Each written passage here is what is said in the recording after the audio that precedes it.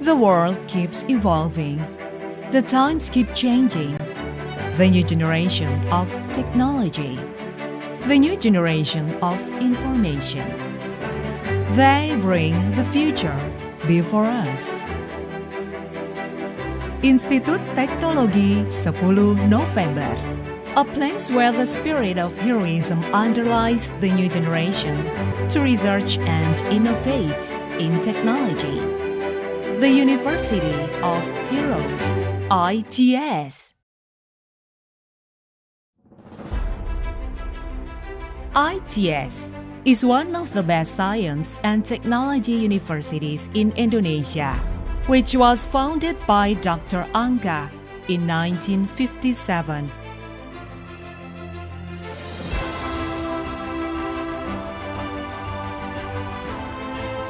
In every step, ITS focuses in advancing education, research, management, and community service.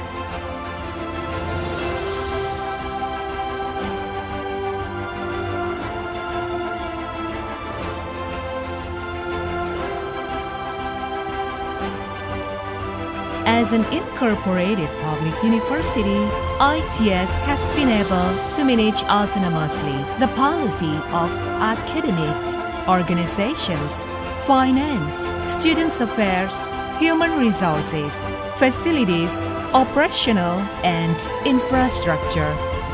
In the spirit of Indonesian heroes, during the battle in the 10th of November 1945, ITS always makes efforts to be the best in education, research, and community services, especially in the fields of industry and maritime.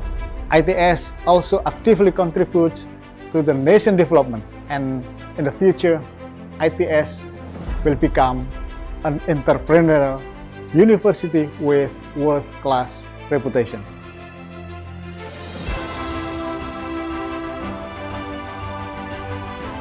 ITS has many achievements. Both national and international achievements prove that ITS keeps growing and gives the best contribution to the nation of Indonesia.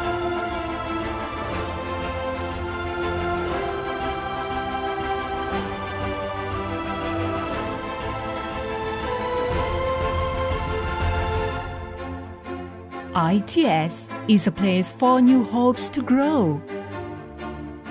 An ideal environment for the new generation to flourish in 3 strategic locations within the industrial city of Surabaya. As a smart eco-campus, ITS maintains harmony between technological advances and the sustainability of the surrounding ecosystem. ITS has 7 faculties with prospective scientific fields, including Scientics, INSIS, Vocation, Creatis,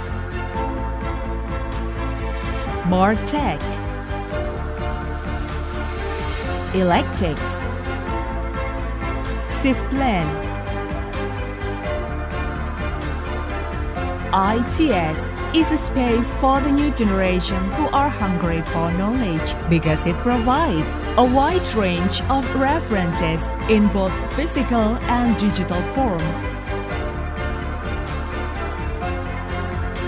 ITS makes it easier for the new generation to access information by providing flexible classes.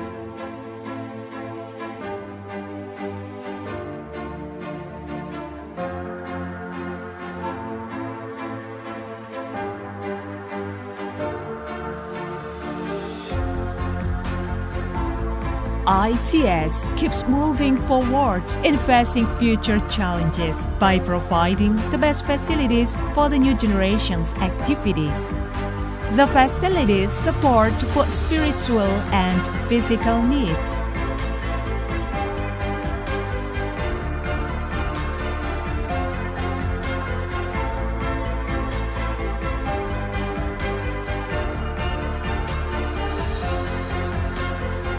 ITS also provides research facilities in the ITS Science Technopark, including ICT and robotics, automotive, maritime, and creative industries.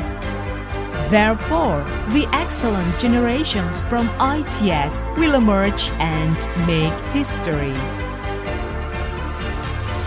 ITS is a space for the new generation to express themselves. ITS is a place where the new generation learns new things and finds their purpose.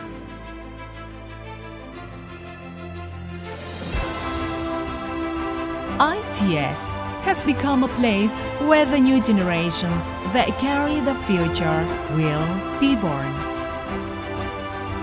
ITS is a campus of science and technology, which focuses on the research and innovation, presenting technology for prosperity. With a spirit of heroism, ITS brings the future before us. ITS, the University of Heroes.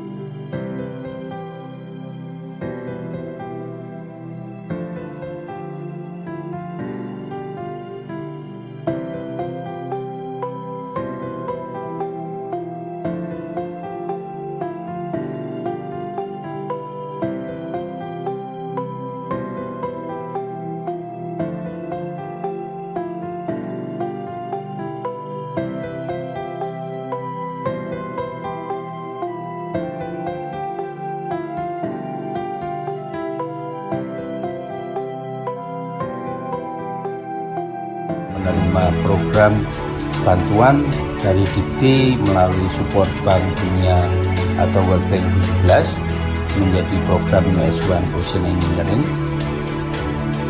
The education quality has been accredited A by Indonesian Accreditation Board for Engineering Education and National Accreditation Board for Higher Education.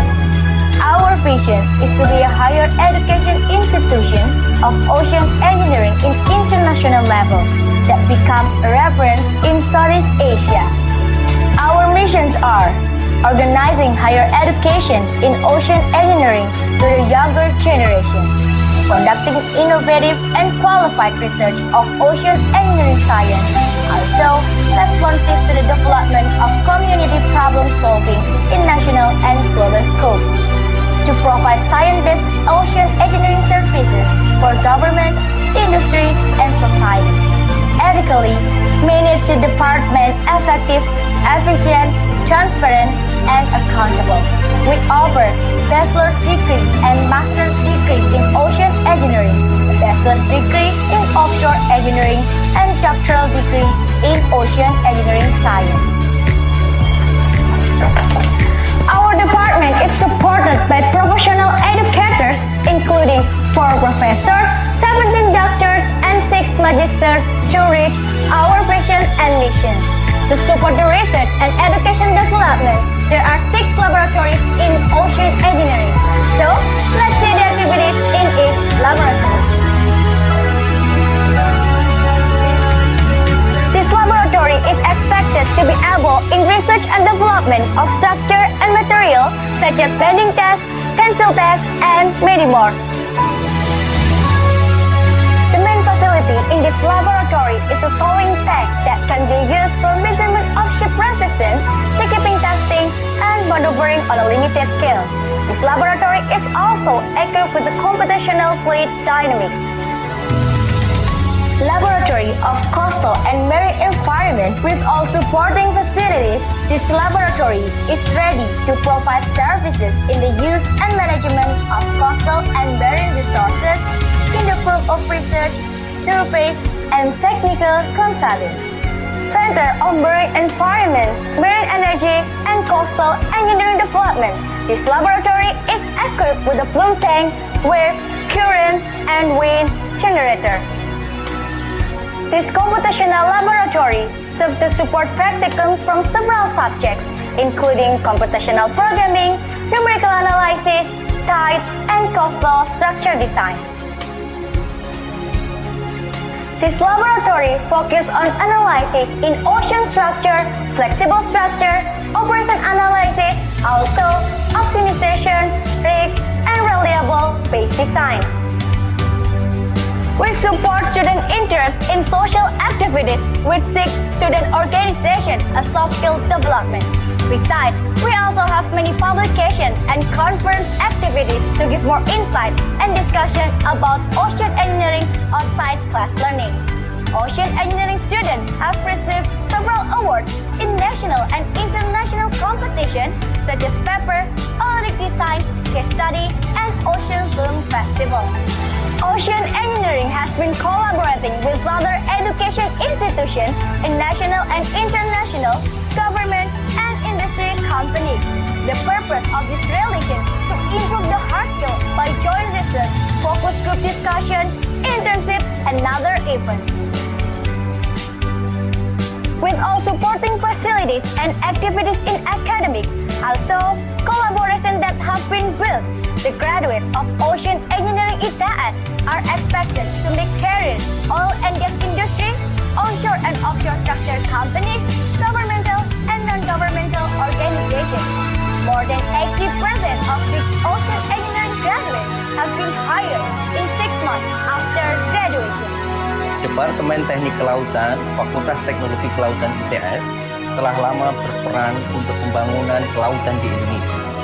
Dan di masa depan, peran ini akan semakin penting, terutama di dalam melahirkan lulusan-lulusan yang akan siap dalam merancang, membangun, mengoperasikan, dan merawat bangunan-bangunan laut, baik itu untuk mendukung pembangunan eksplorasi sumber daya kelautan, untuk mendukung produksi minyak dan gas di lepas pantai, untuk melindungi pantai dari kerusakan-kerusakan, untuk pembangunan pulau-pulau kecil, maupun untuk mengeksplorasi sumber daya laut dalam yang selama ini belum dikelola. Indonesia di masa depan akan sangat tergantung dengan cadangan minyak dan gas yang ada di lautan yang makin jauh, yang selama ini masih sulit, dan itu membutuhkan kemampuan teknologi kelautan. Kawan-kawan dan dari seluruh Indonesia akan memiliki kemampuan yang cukup untuk mengelola kekayaan negeri ini dengan teknologi kelautan. Terima kasih. So, have you got better insight of our department? To know more about us, visit our website. Let's join with us and together with of our ocean.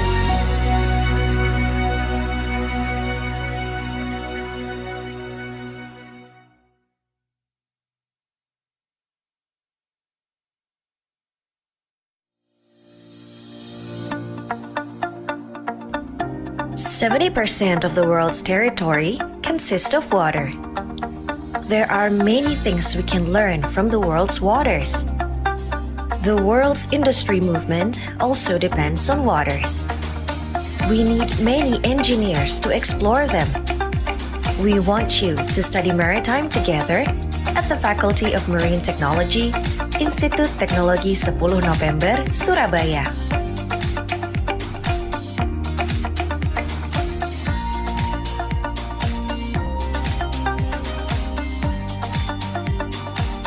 Founded in 1960, Department of Naval Architecture was one of the first departments established in ITS, a campus based on the fight for independence history of Indonesia, which was occurred in Surabaya. This department is the forerunner to the establishment of Martech ITS Surabaya, which is committed to provide higher education for future generations. For 60 years, we have continued to grow and build maritime community empowerment in Asia Pacific. As a quality and customer-oriented institution, we have been awarded national and international accreditation in each department, respectively. Which proves that Martech ITS Surabaya is an excellent place to study marine technology and engineering.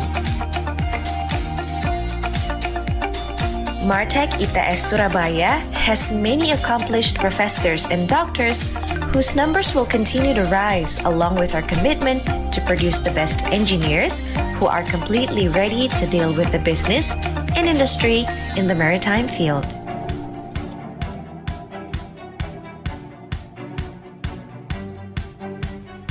Martech ITS Surabaya provides an outstanding educational environment and superb facilities for students in order to improve themselves better. Hence, we are trusted to be an educational institution to help on building hard and soft skills of the students. Martech ITS has a strong focus on teaching, scientific research, and community service on marine technology and engineering's development, utilization, and transformation.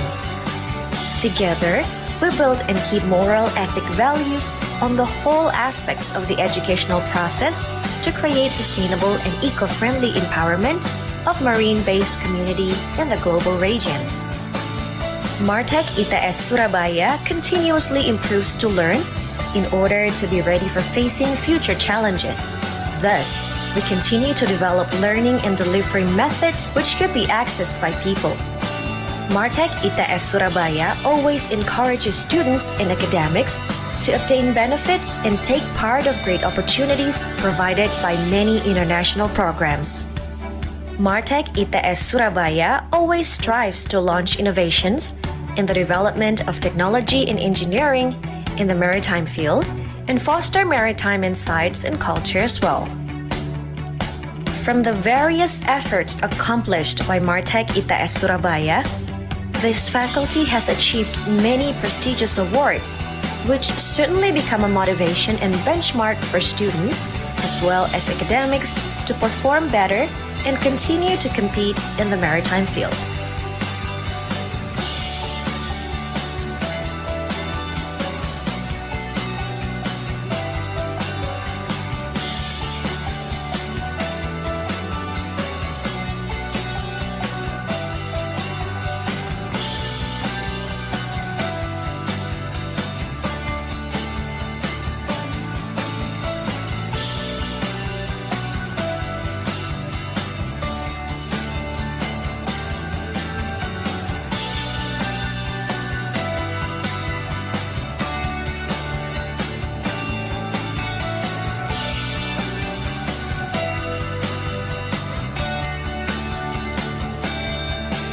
Established for 60 years, Martech ITS Surabaya has cooperated with companies and institutions engaged in the maritime sector.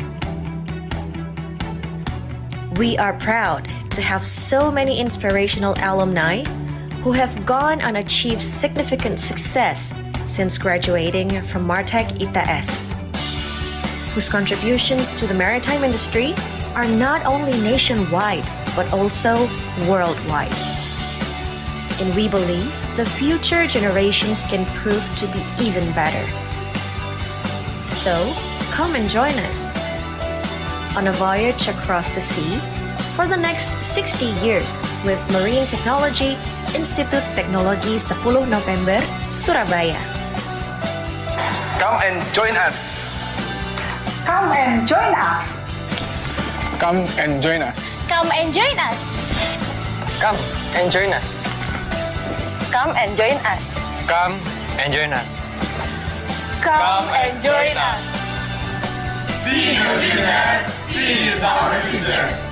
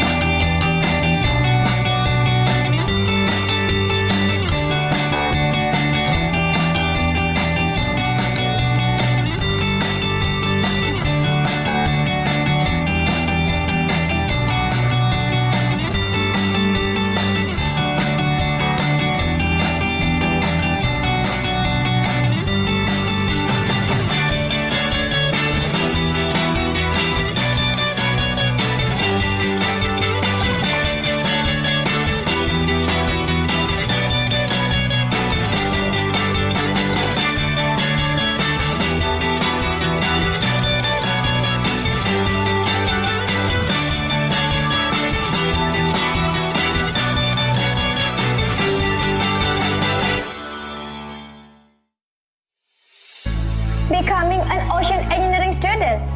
What will we get? How important the future of ocean engineer to Indonesia? Indonesia has enormous potential in ocean research as we have more than 3 million kilometers square. Of course, the professionals in marine development are needed. As we get busier in the ocean, we need to provide adequate infrastructure and equipment to make sure everything goes well. So, come with me and explore ocean engineering together. Welcome to the Ocean Engineering Department, Institut Teknologi Sepuluh Nopember. As the pioneer of ocean engineering education in Indonesia, we provide the best education to shape the graduate in the field of construction, maintenance, and the development of onshore and offshore structures. The future of ocean relies on its sustainability that we learn about ocean renewable energy and environment. Balancing the development of technology, we also learn about marine digitalization. Established in 1983, ocean engineering is part of the Marine Engineering Faculty, Institut Teknologi Sepuluh Nopember.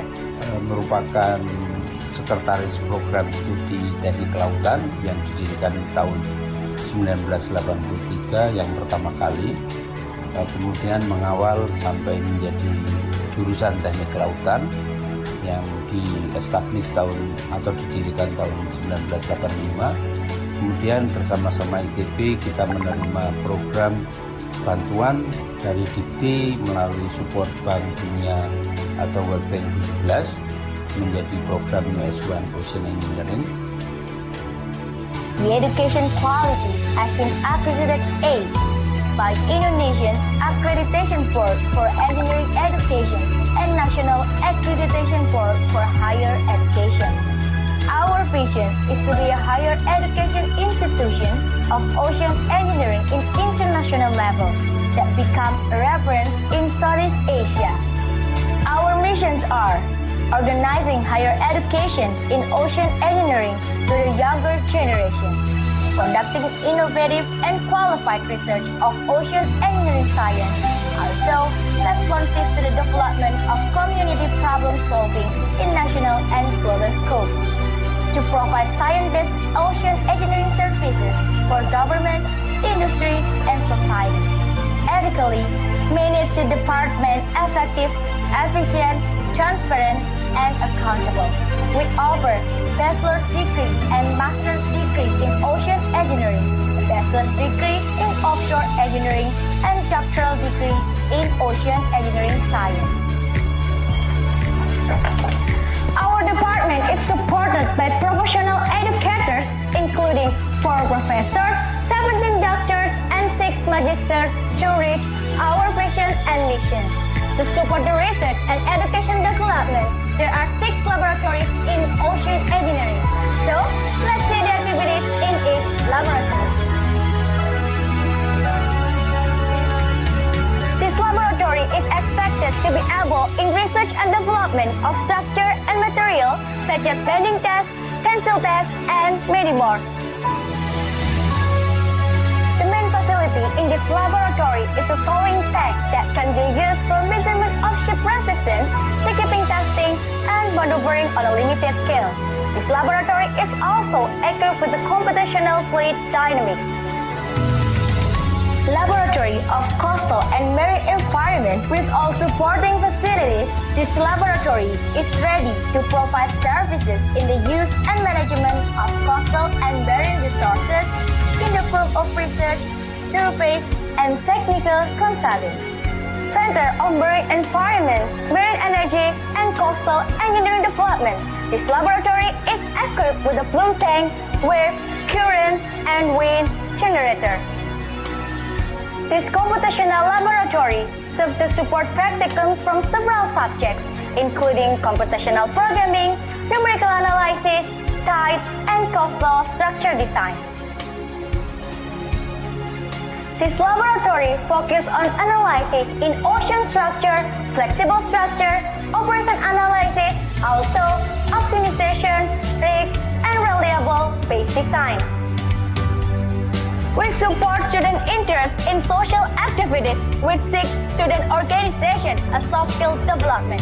Besides, we also have many publications and conference activities to give more insight and discussion about ocean engineering outside class learning.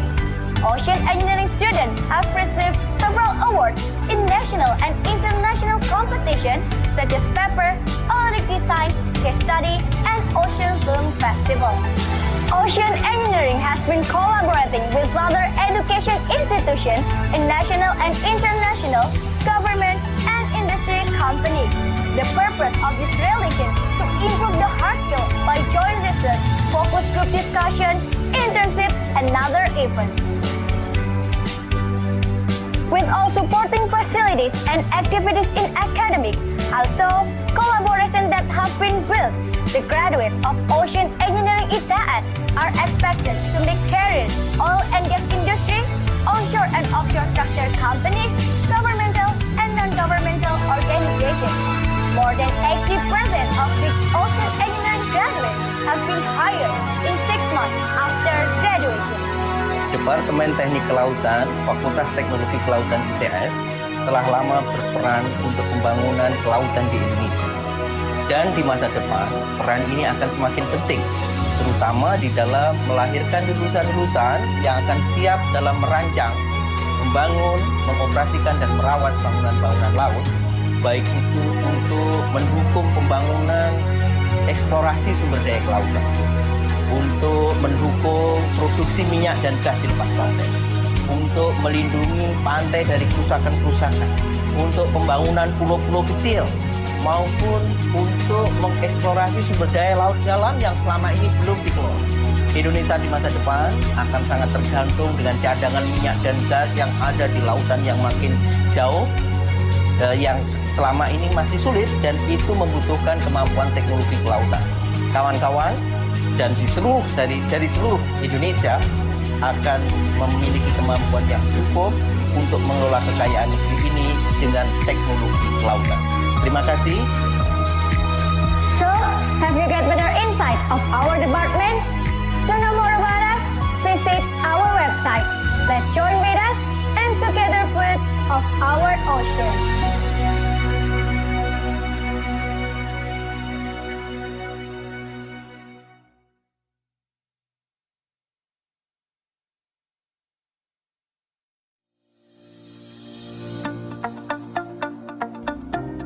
%70 of the world's territory consists of water. There are many things we can learn from the world's waters. The world's industry movement also depends on waters. We need many engineers to explore them. We want you to study maritime together at the Faculty of Marine Technology, Institut Teknologi Sepuluh Nopember, Surabaya.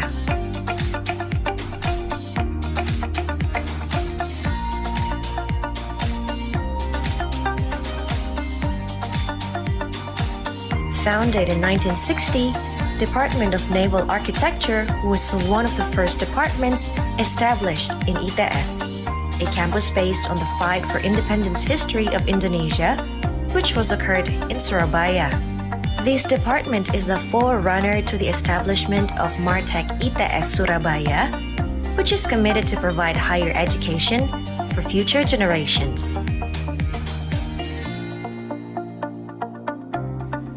For 60 years, we have continued to grow and build maritime community empowerment in Asia Pacific.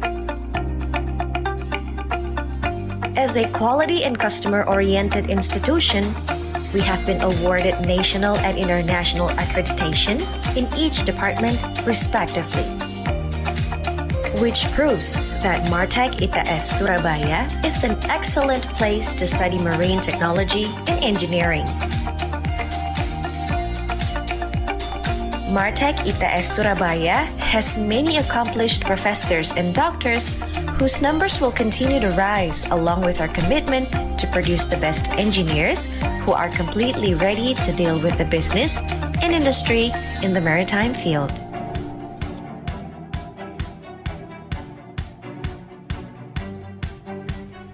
Martek ITS Surabaya provides an outstanding educational environment and superb facilities for students in order to improve themselves better.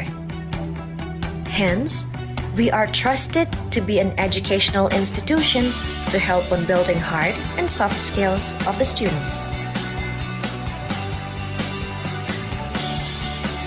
Martech ITS has a strong focus on teaching, scientific research, and community service on marine technology and engineering's development, utilization, and transformation. Together, we build and keep moral ethic values on the whole aspects of the educational process to create sustainable and eco-friendly empowerment of marine-based community in the global region. Martech ITS Surabaya continuously improves to learn in order to be ready for facing future challenges. Thus, we continue to develop learning and delivery methods which could be accessed by people. Martech ITS Surabaya always encourages students in academics to obtain benefits and take part of great opportunities provided by many international programs. Martech ITS Surabaya always strives to launch innovations in the development of technology and engineering in the maritime field and foster maritime insights and culture as well. From the various efforts accomplished by Martech ITS Surabaya, this faculty has achieved many prestigious awards, which certainly become a motivation and benchmark for students as well as academics to perform better and continue to compete in the maritime field.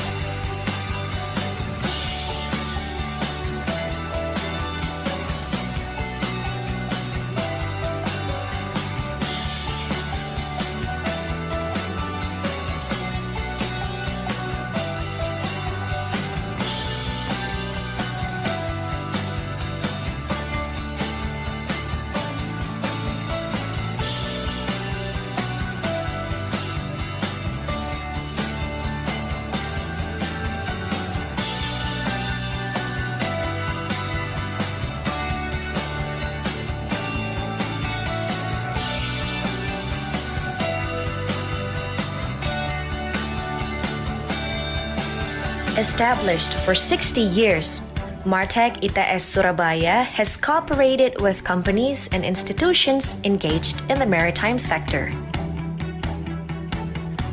We are proud to have so many inspirational alumni who have gone and achieved significant success since graduating from Martech ITS, whose contributions to the maritime industry are not only nationwide but also worldwide. And we believe the future generations can prove to be even better. So, come and join us on a voyage across the sea for the next 60 years with Marine Technology, Institut Teknologi Sepuluh Nopember, Surabaya. Come and join us. Come and join us. Come and join us. Come and join us. Come and join us. Come and join us. Come and join us. Come and join us. See you together. See you our future.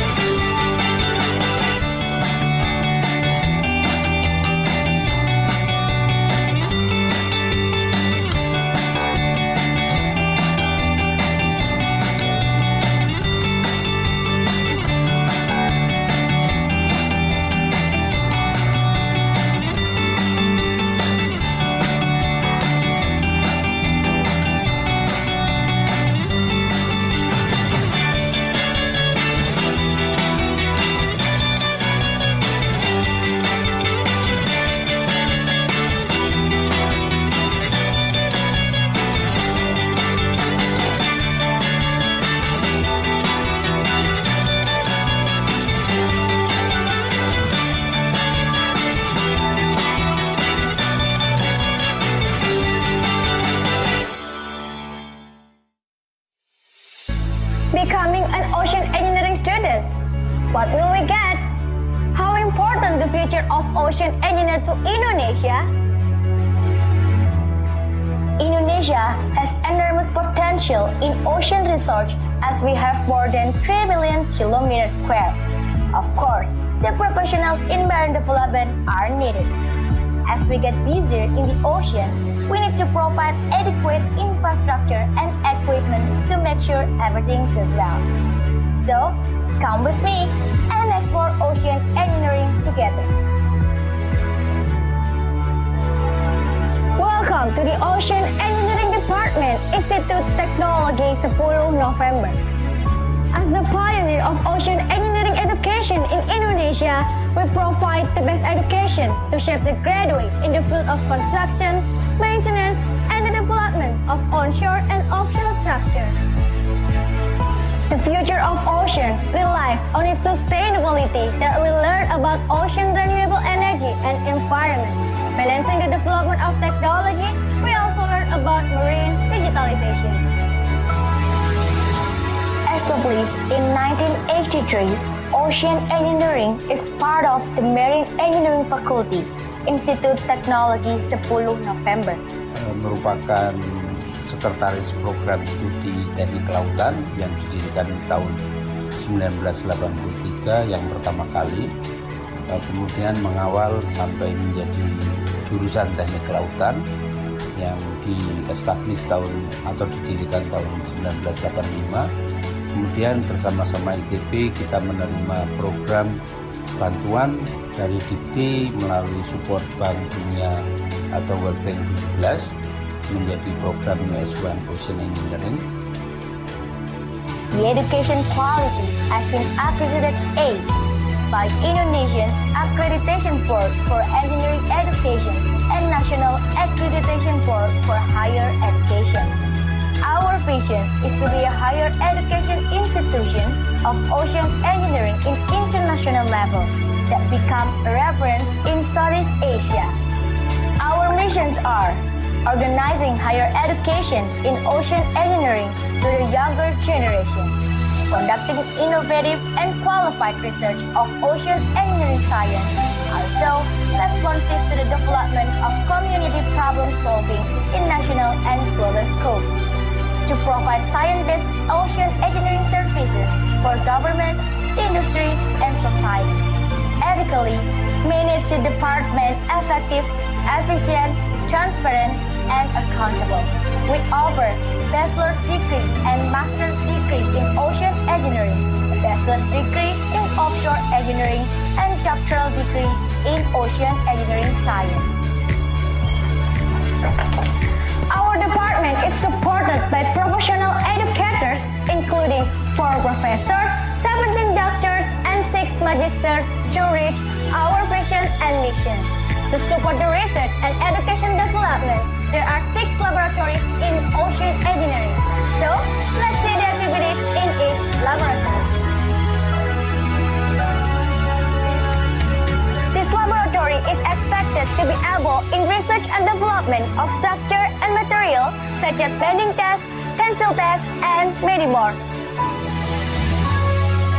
The main facility in this laboratory is a towing tank that can be used for measurement of ship resistance, seakeeping testing, and maneuvering on a limited scale. This laboratory is also equipped with the computational fluid dynamics.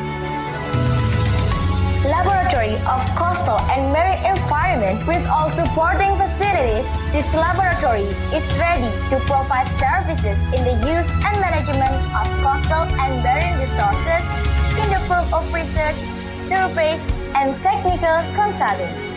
Center of Marine Environment, Marine Energy, and Coastal Engineering Development. This laboratory is equipped with a flume tank, wave, current, and wind generator. This computational laboratory serves to support practicums from several subjects, including computational programming, numerical analysis, tide, and coastal structure design. This laboratory focuses on analysis in ocean structure, flexible structure, operation analysis, also optimization, risk, and reliable base design. We support student interest in social activities with 6 student organizations as soft skill development. Besides, we also have many publications and conference activities to give more insight and discussion about ocean engineering outside class learning. Ocean engineering students have received several awards in national and international competitions such as paper, audit design, case study, and Ocean Film Festival. Ocean engineering has been collaborating with other education institutions in national and international, government, and industry companies. The purpose of this relation to improve the hard skill by joint research, focus group discussion, internship, and other events. With all supporting facilities and activities in academic, also collaboration that have been built, the graduates of Ocean Engineering ITS are expected to make careers oil and gas industry, onshore and offshore structure companies, governmental and non-governmental organizations. More than 80% of the Ocean Engineering graduates have been hired in 6 months after graduation. Departemen Teknik Kelautan, Fakultas Teknologi Kelautan ITS telah lama berperan untuk pembangunan kelautan di Indonesia. Dan di masa depan, peran ini akan semakin penting, terutama di dalam melahirkan lulusan-lulusan yang akan siap dalam merancang, membangun, mengoperasikan, dan merawat bangunan-bangunan laut, baik itu untuk mendukung pembangunan eksplorasi sumber daya kelautan, untuk mendukung produksi minyak dan gas di lepas pantai, untuk melindungi pantai dari kerusakan-kerusakan, untuk pembangunan pulau-pulau kecil, maupun untuk mengeksplorasi sumber daya laut dalam yang selama ini belum dikelola. Indonesia di masa depan akan sangat tergantung dengan cadangan minyak dan gas yang ada di lautan yang makin jauh, yang selama ini masih sulit, dan itu membutuhkan kemampuan teknologi kelautan. Kawan-kawan dan dari seluruh Indonesia akan memiliki kemampuan yang cukup untuk mengelola kekayaan negeri ini dengan teknologi kelautan. Terima kasih. So, have you got better insight of our department? To know more about us, visit our website. Let's join with us and together with of our ocean.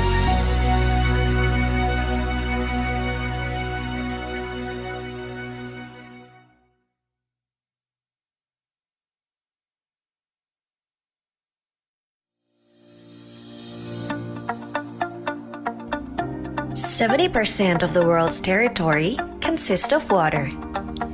There are many things we can learn from the world's waters. The world's industry movement also depends on waters. We need many engineers to explore them.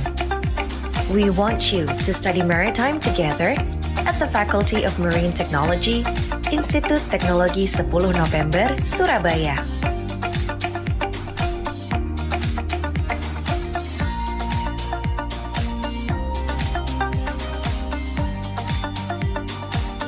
Founded in 1960, Department of Naval Architecture was one of the first departments established in ITS, a campus based on the fight for independence history of Indonesia, which was occurred in Surabaya. This department is the forerunner to the establishment of Martek ITS Surabaya, which is committed to provide higher education for future generations. For 60 years, we have continued to grow and build maritime community empowerment in Asia Pacific. As a quality and customer-oriented institution, we have been awarded national and international accreditation in each department respectively, which proves that Martek ITS Surabaya is an excellent place to study marine technology and engineering. Martek ITS Surabaya has many accomplished professors and doctors whose numbers will continue to rise along with our commitment to produce the best engineers who are completely ready to deal with the business and industry in the maritime field.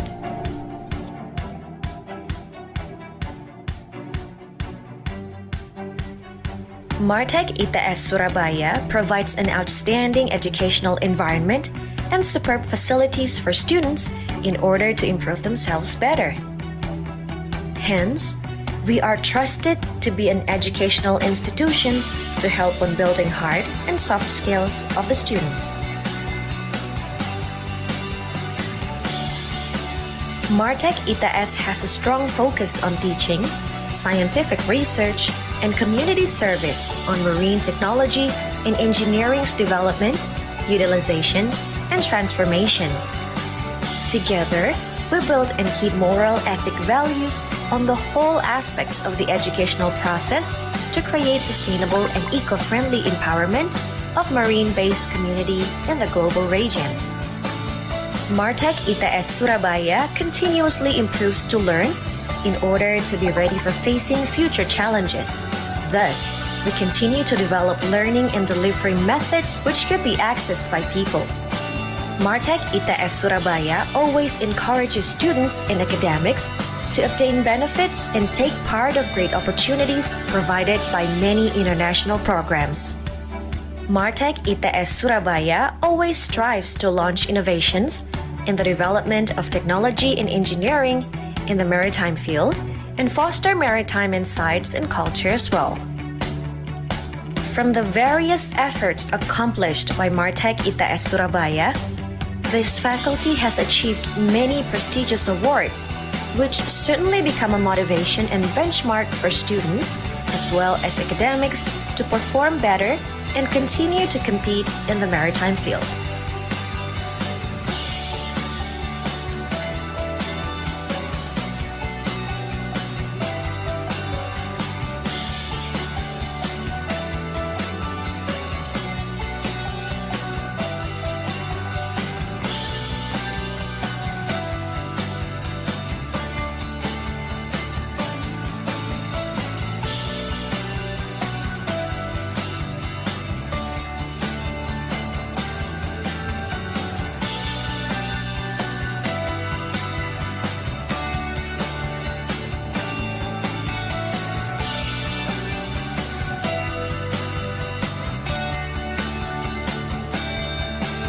Established for 60 years, Martech ITS Surabaya has cooperated with companies and institutions engaged in the maritime sector.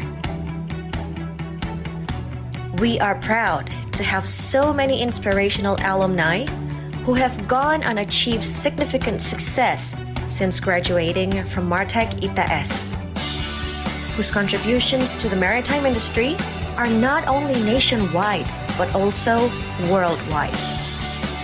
And we believe the future generations can prove to be even better. So, come and join us on a voyage across the sea for the next 60 years with Marine Technology, Institut Teknologi Sepuluh Nopember, Surabaya. Come and join us. Come and join us. Come and join us. Come and join us.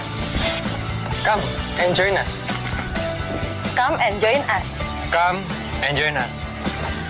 Come and join us.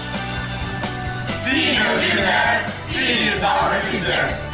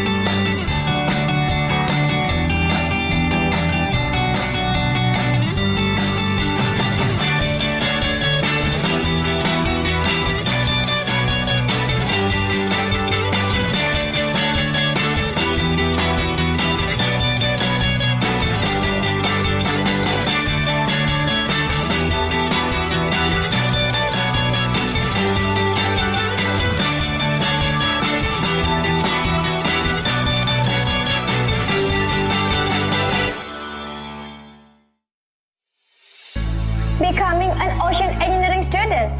What will we get? How important the future of ocean engineer to Indonesia? Indonesia has enormous potential in ocean research as we have more than 3 million kilometers square. Of course, the professionals in marine development are needed. As we get busier in the ocean, we need to provide adequate infrastructure and equipment to make sure everything goes well. So, come with me and explore ocean engineering together. Welcome to the Ocean Engineering Department, Institut Teknologi Sepuluh Nopember. As the pioneer of ocean engineering education in Indonesia, we provide the best education to shape the graduate in the field of construction, maintenance, and the development of onshore and offshore structures. The future of ocean relies on its sustainability that we learn about ocean renewable energy and environment. Balancing the development of technology, we also learn about marine digitalization. Established in 1983, Ocean Engineering is part of the Marine Engineering Faculty, Institut Teknologi Sepuluh Nopember. Merupakan sekretaris program studi teknik kelautan yang didirikan tahun 1983 yang pertama kali, kemudian mengawal sampai menjadi jurusan teknik kelautan yang di-establish tahun atau didirikan tahun 1985. Kemudian bersama-sama ITB kita menerima program bantuan dari Gede melalui support Bank Dunia atau World Bank 17 menjadi program ISOCEEN Ocean Engineering. The education quality has been accredited A by Indonesian Accreditation Board for Engineering Education and National Accreditation Board for Higher Education. Our vision is to be a higher education institution of ocean engineering in international level that become a reference in Southeast Asia. Our missions are organizing higher education in ocean engineering to the younger generation, conducting innovative and qualified research of ocean engineering science, also responsive to the development of community problem solving in national and global scope, to provide science-based ocean engineering services for government, industry, and society. Ethically, manage the department effective, efficient, transparent, and accountable. We offer bachelor's degree and master's degree in ocean engineering, bachelor's degree in offshore.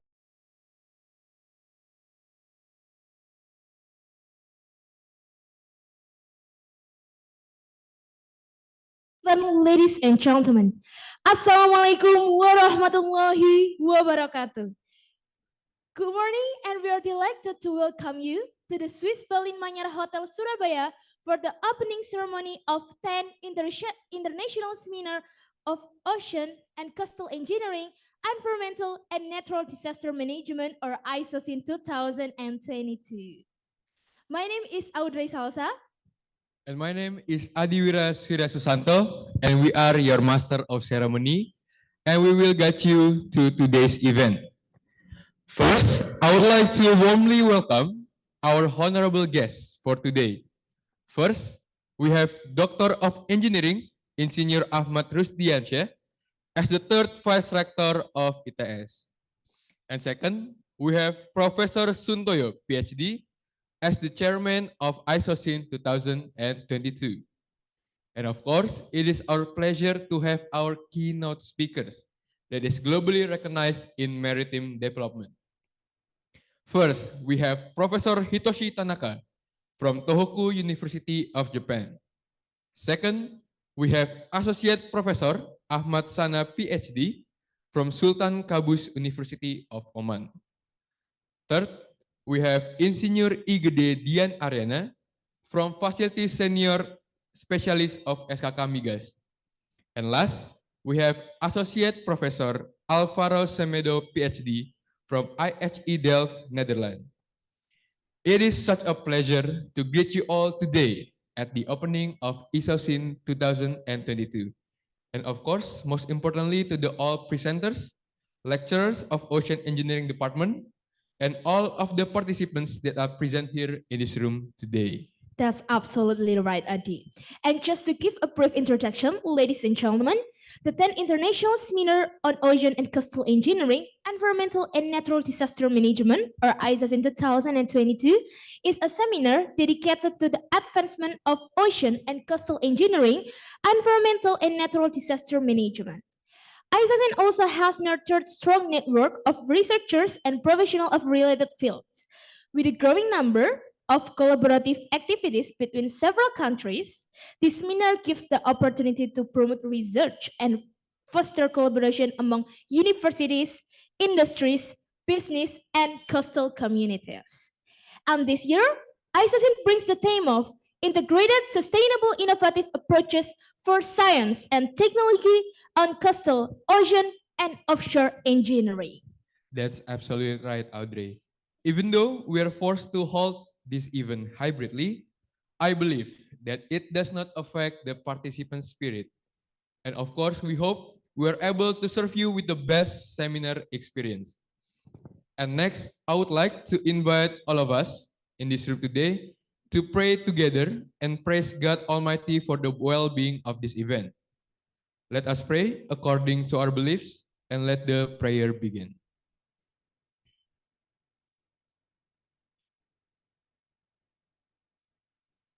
Amen. Well, now I invite everyone to stand up straight for our national anthem, Indonesia Raya, and followed by the ITS hymn. So please everyone stand up straight together.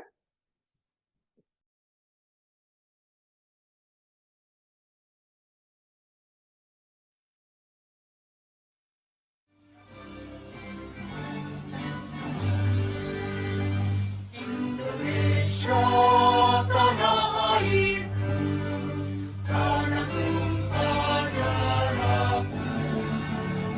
Di sanalah aku berdiri, jadi pandu ibuku. Indonesia kebangsaanku, bangsa dan tanah airku. Marilah kita bersatu, Indonesia bersatu. Hiduplah tanahku, hiduplah negeriku, bangsaku, rakyatku semuanya. Bangunlah jiwanya, bangunlah badannya, untuk Indonesia Raya.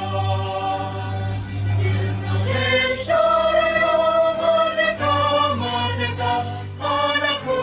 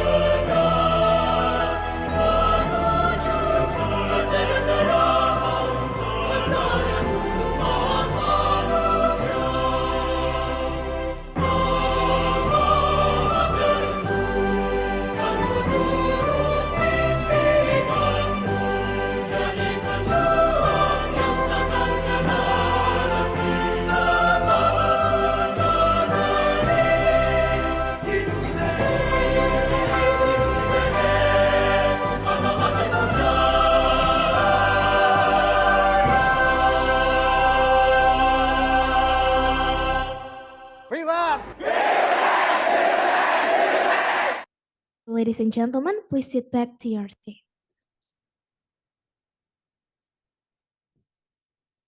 Okay, for our next agenda, I would like to invite our Honorable Professor Suntoyo, Ph.D., as Chairman of ISOCEEN 2022 to give their welcoming remarks.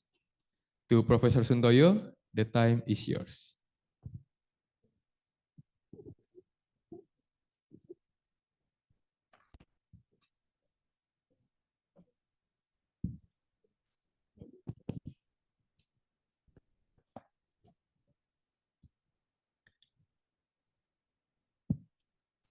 Bismillahirrahmanirrahim. The first respect Vice Rector, Human Resources Organization and Information System Technology Japan, Dr. Ingenieur Ahmad, and Dean of Faculty of the Marine Technology, Dr. Ing Sri Kapitana, and also Head of the Ocean Engineering Department, Dr. Hilman Pratiklo. Distinguished keynote speakers, Professor Dr. Hitoshi Tanaka from Tohoku University, Japan, Associate Professor Ahmad, Ph.D., Sultan Qaboos University, Oman, and Associate Professor Dr. Alvaro Semedo from ANC, Netherlands, and Ingenieur Gede, Dian, Aryana, MT, from Facility Senior Specialist of SKK Migas. Lecturers within ITS, contributing authors, seminar delegate, experts, scholar, all students, ladies and gentlemen. Assalamualaikum warahmatullahi wabarakatuh. Good morning, present of Allah Subhanahu wa Ta'ala, bless that has given favor and gifts in this morning. It is pleasure to welcome you to this the 10th International Seminar on Ocean and Coastal Engineering, Environmental and Natural Disaster Management, ISOCEEN 2022. I am pleased to join you here today. We are proudly to announce that Institut Teknologi Sepuluh Nopember ITS Surabaya, in collaboration with the Tohoku University, Japan, IHC Netherlands, and also IHC University and Applied Sciences Netherlands, jointly organizing the 10th International Seminar on Ocean and Coastal Engineering, Environmental and Natural Disaster Management, ISOCEEN 2022. This seminar is also supported by Indonesian Coastal Management Expert Association, HAPI, and Indonesian Coastal Engineering Expert Association, Party. ISOCEEN has nurtured strong network of researcher professionals of related field, with growing number of collaborative activities between several countries. This seminar gives the opportunity to promote the research and foster the collaboration among universities, industries, business, and coastal communities. With the 4 keynote speakers and 42 regular talk contributions from over 100 participants from 9 countries. Participants of this seminar come from 6 foreign universities, 10 domestic universities, 4 research centers or agencies for the assessment and application of technology.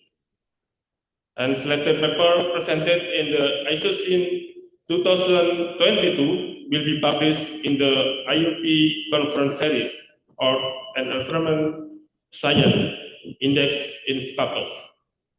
Finally, on behalf of the organizing committee of the warm thanks all the authors who, with their presentation, generously contributed to the lively exchange of scientific information that is too vital to the endurance of scientific conference in this kind.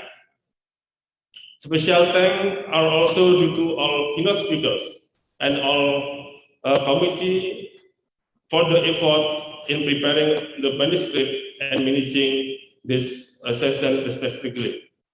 Thank you very much. Wassalamualaikum warahmatullahi wabarakatuh. Waalaikumsalam warahmatullahi wabarakatuh. Thank you to Professor Sunil from the warm greeting to all of us.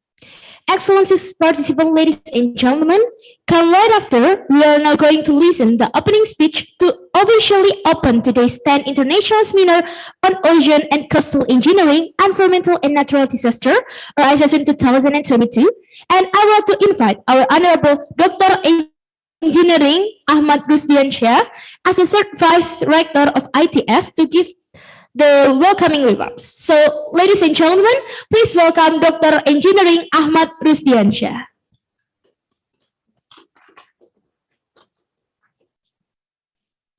Assalamualaikum warahmatullahi wabarakatuh. Very good morning for everybody.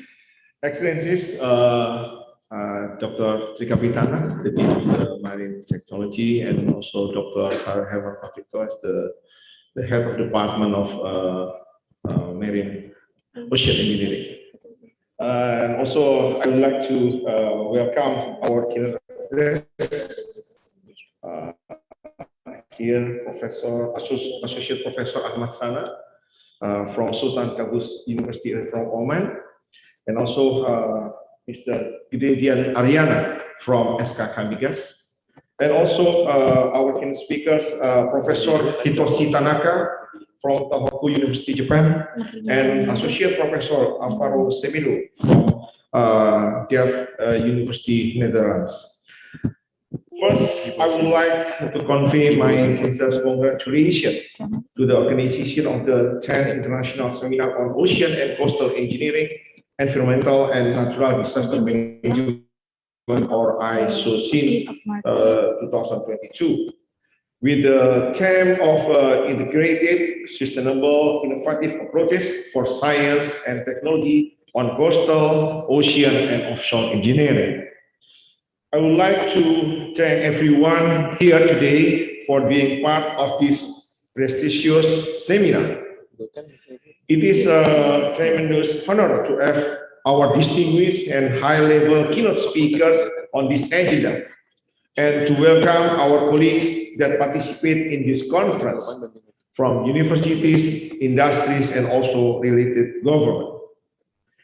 I would also like to warmly welcome again to Professor Hitoshi Tanaka, Associate Professor Alvaro Semedo, Professor Ahmad and Mr. Gede Dian Aryana that come in for today. Excellencies, ladies and gentlemen, the ISOCEEN 2022 conference allows us to examine and discuss the main issues and opportunities concerning the ocean, coastal, and offshore technology development in academic and industrial point of views. It also provides an important event for us to pause and take a look of where our development stands and prepare the new sustainable and innovative technology in the future. It is an extremely challenging time for the maritime industry. Demand has dropped across the board, including at ports, coastal industry, and the oil and gas industry, energy and the shipping industry almost anywhere. It is very clear that there is a need for broad cooperation to turn the situation, helping build sustainable development in innovation in ocean, coastal, and offshore engineering technology. In this regard, I think the ISOCEEN 2022 conference is a part of our ongoing effort to promote discussion and cooperation with all stakeholders. Through the lively discussion that are sure to follow, we will undoubtedly learn from one another by exchanging valuable viewpoints. I hope you all find the ISOCEEN 2022 conference is enjoyable and worthy experience. With what I would like to announce that the 10th International Seminar of Ocean and Coastal Engineering, Environmental and Natural Disaster Management is now officially open. Thank you for your attention. Assalamualaikum warahmatullahi wabarakatuh. Waalaikumsalam warahmatullahi wabarakatuh.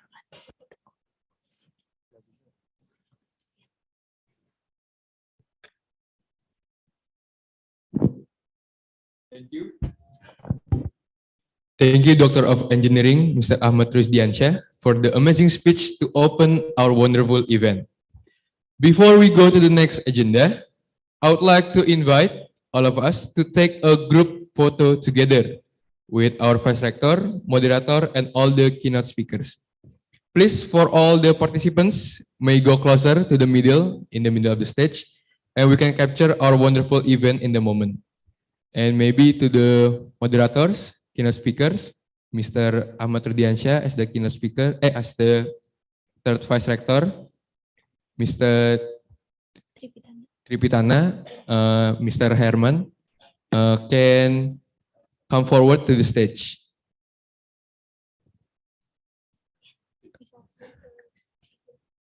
Yeah. For the participant, please go in front of the stage because we will take the group photo.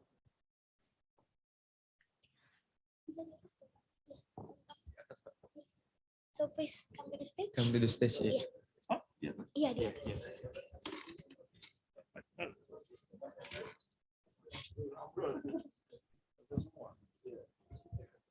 For the participant, please. Please come forward to the middle on the stage.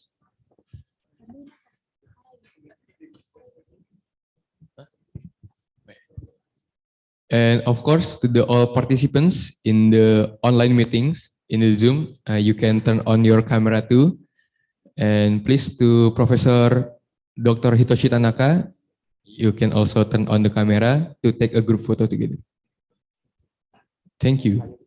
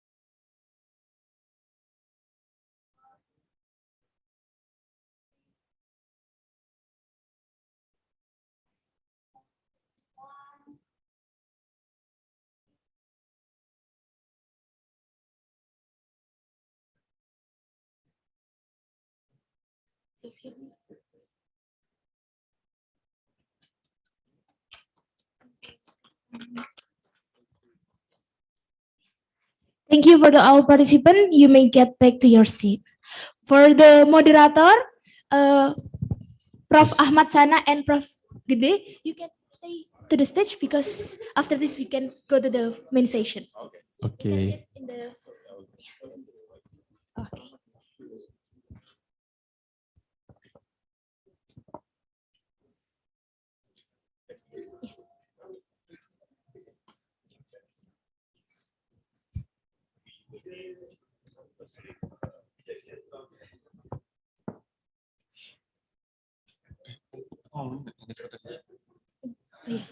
Okay, ladies and gentlemen, and the photo session officially opened the 10th International Seminar on Ocean and Coastal Engineering, Environmental and Natural Disaster Management ISOCEEN 2022 with a theme of integrated, sustainable, innovative approaches from science and technology on coastal, ocean, and offshore engineering. Excellencies, ladies and gentlemen, now we have come to our main agenda, the wonderful presentation and discussion session by our keynote speakers. And please welcome, this is Professor Daniel M. Rashid, Ph.D., and Associate Professor Ahmad Sana, Ph.D., and Insinyur Gede Dian Aryana. Just to give a brief introduction, Professor Daniel Muhammad Rashid has educational background as bachelor degree in naval architecture ITS and continued his study Ph.D. in University of Newcastle upon Tyne and System Operations Science summer course at UK. Professor Daniel Muhammad Rashid Ph.D. has been a senior lecturer at Ocean Engineering Department ITS for over 34 years with his background in naval architecture, operation research and optimization, risk analysis, and reliability. And beyond academia, Professor Daniel Ph.D. is also received an honorable mention Embrina from Royal Institute of Naval Architecture. Okay, ladies and gentlemen, and long awaited our first session and presentation and discussion session with our wonderful first keynote speaker that attending this seminar virtually. Please welcome, ladies and gentlemen, Professor Hitoshi Tanaka from Tohoku University of Japan, and to Professor Daniel Muhammad Rashid PhD. The time is yours.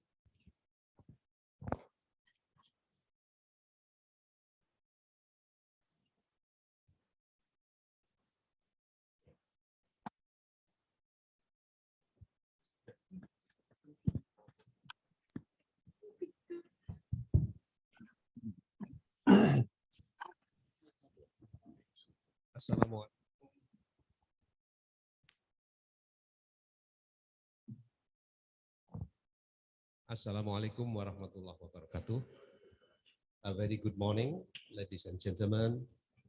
I would like to start the main session this morning with our first speakers, Professor Hitoshi Tanaka from Tohoku University, Japan.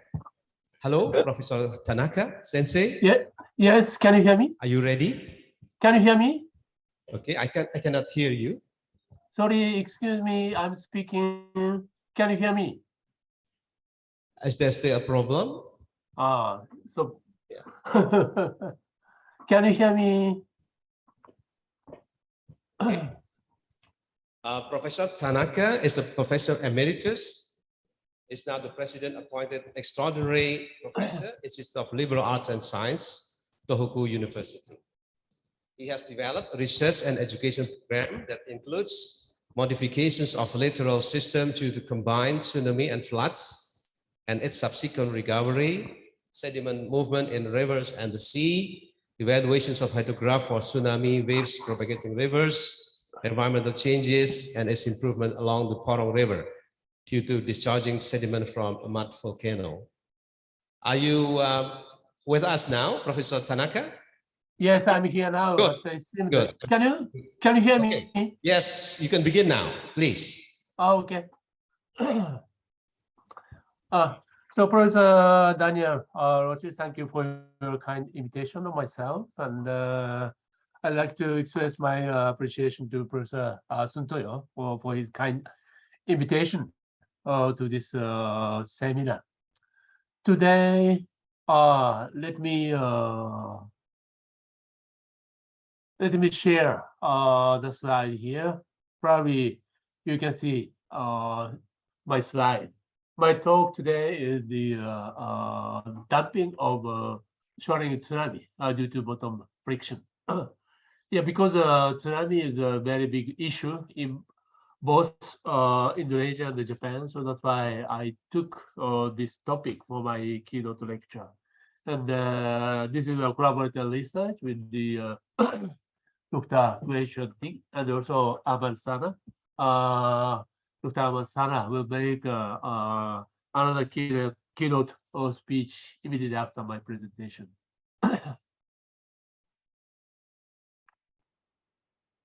It is well known that the tsunami causes a very serious morphology change, not only a devastating problem for human beings and people in the residential area. This is showing the procedure of numerical simulation of tsunami-induced morphology change. We have a very conventional tsunami numerical simulation technique, and from the computation we can obtain the shear stress from the numerical model, then resulted sediment transport can be obtained, finally, we obtained the coastal morphology change. And in this numerical simulation, we assume that long period, it is a long period way, of course. Then we can use the shallow water equation. And because it is a long period way, we assume that we can use a steady flow friction factor. But according to our detailed investigation in recent years, the demarcation for friction factor is located somewhere here. So even if long period assumption can be applied, the steady friction factor cannot be always used. Right? Instead, in some region, we need to use the wave friction factor. And this is our recent result, co-authored with the Dr. Ting. But the layer development under tsunami is highly impressed by the unsteadiness. Right? It is very, very different from steady current. Right? Even though long wave criteria are fully satisfied. Therefore, the steady friction law is not always valid under tsunami, right? Although the shallow water equations are applicable, right? This is a very important point that should be reflected in the future numerical simulation of tsunami. Before I proceed to the detailed result, let me introduce the tsunami-induced morphology change observed in Japan during the 2011 tsunami. This is one of the most typical morphology change in this region. Before tsunami, there was a very nice sandy coast and also very nice pine tree forest. But due to tsunami, it completely disappeared, except only one pine tree. There's called the miracle pine tree, a long pine tree that stood as a symbol of hope in this region. Right? Such a morphology change is quite similar to that observed in Aceh during the 2004 Indian Ocean tsunami. This is another example of morphology change in this region, in which maximum tsunami height was more than 14 meters. Right? Before tsunami, similar to previous situation, there was a sandy coast along with the pine tree forest. Pine tree forest has been planted due to prevention of wind-blown sand. Wind-induced sediment transport. But due to tsunami, this pine tree forest completely disappeared, and this sandy coast completely disappeared. Right? Very serious erosion, but the recovery process was very, very slow due to less sediment supply from the both sides of this eroded area.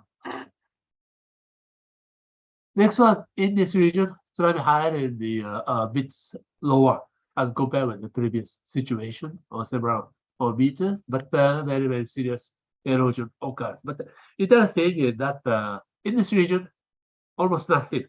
But here, on the right-hand side, very, very serious erosion. Such a distinct difference can be found on this sandy coast. Here, this is located nearby our area, Sendai. Our university, Tohoku, is located in Sendai city, and even in our area, tsunami height was around 7 or 8 meters. Right? It is fortunate that our university campus is far from the coastal area, so not so serious due to tsunami, but there was very, very serious disaster due to very, very serious earthquake. Right? Our department building was totally destroyed by the earthquake. But anyway, this is a photo showing the situation before tsunami, immediately before, and immediately after. Right? And the sandy coast, not so serious erosion in many places, but here and also here, very, very serious erosion. and recovery was very, very slow in this region. This is another erosional area due to several meter tsunami. And before tsunami, there was a sub speed at the river entrance, but due to tsunami, completely destroyed. But for a long time, no recovery of this sand spit. No development of sand spit due to sediment interruption by headland structure located here. So even after more than 10 years, almost nothing in this area. This is another example of morphology change under the tsunami, about 8 or 7 meters in this region. There was a lagoon like this, but this sandy coast was totally flushed away. But after some time, deformation of sand dune, but finally, river was closed completely. There was a small river somewhere here, but completely closed due to strong sediment intrusion into the river mouth. There was a very serious problem for river authority. Another example, due to 8-meter height tsunami. But here also, by the forest and the nice sandy beach, but sandy coast completely disappeared. But gradually, reformation of sandy beach, but as compared with this location, right, very distinct shoreline retreat can be seen after tsunami. This is another place. There's pine tree forest and white colored sandy beach, but a serious breaching here. But immediately after that, right, the recovery occurred like this, right? So after 1 month, almost same recovery, almost same situation as compared with the pre-tsunami situation. So in some places, very rapid recovery, but in some places, even after more than 10 years, almost nothing, right? What's the reason why it is? But today, I will explain the detail of this difference mechanism. Okay, I will come back to the this flowchart of tsunami-induced morphology change simulation. Very important thing is that even if we can use the shallow water equation, the wave friction factor must be used under some condition. Right? Steady flow friction factor is not always true, right? Such as the Menyiarkan or SHGC or friction factor from logarithm flow that cannot be always applied to tsunami in computation. This is a very important result from our previous study in 2020. So let me make a brief literature review on the friction factor and the tsunami. It is very well known that the tsunami is a long wave, and in the conventional shallow water computation, Menyiarkan or dari was above F or C have been applied. However, the flow induced by tsunami, is fundamentally accompanied by an unsteady characteristics even under long wave condition. This measurement by Lacy et al. In 2012 was a very interesting measurement and very variable measurement. They obtained a velocity profile under tsunami, right, during the 2010 Chilean tsunami. In the next slide, I will show the PPT file of their measurement. And in the Technical University of Denmark, Williams and Fuhrman made a bottom boundary layer simulation using K omega model, which is one of the most popular turbulence model for numerical simulation. And they also suggested that the tsunami wave boundary thickness will be grow up to the order of 1 meter, right? Although or water depth is the more than 10 meters, 20 meters, something like that. But the thickness is the only in the order of 1 meter, right? And typically not be limited by the water depth. And as I explained already, our group showed that the steady friction law is not always valid under tsunami, right? Although the shallow water equation are applicable. And this is a very interesting measurement result by Leseatran in the United States during the 2010 Chilean tsunami. Right? This is showing the vertical profile and the tsunami. And it is interesting that the boundary layer thickness is only about 40 centimeters. Right? Under tsunami, we may assume that the flow might be similar to steady current, and vertical profile might be like a logarithmic flow or like an open channel flow. But in reality, under tsunami, right, very, very different from the flow motion in the open channel flow. Right? So like this, the unsteadiness is very important under tsunami, even at the water depth of 10 meters. Okay. This is schematically showing the difference between a steady flow boundary area, like open channel flow. Right? But according to this result, under tsunami, right, even at the water depth of 10 meters, the vertical profile is like this, not depth limited. Right? This is what we call depth limited boundary area, but according to this measurement, right, that under tsunami, the boundary layer or vertical profile is not depth limited. This should be considered. Right? And so this result imply that menyelenggarakan cannot be used even at the water depth of 10 meters. This is a very surprising result. Here, I wrote research questions again. Right? There is a necessity to use a wave friction factor, but there must be transition, right? From wave friction factor to steady friction factor zone. Right? That's what I call depth limitation. And also under wave motion, there must be flow regime transition. There are two kinds of transitions. Right? First transition of depth limitation, and also transition of flow regime. Right? It is necessary to consider such a behavior in the tsunami numerical simulation.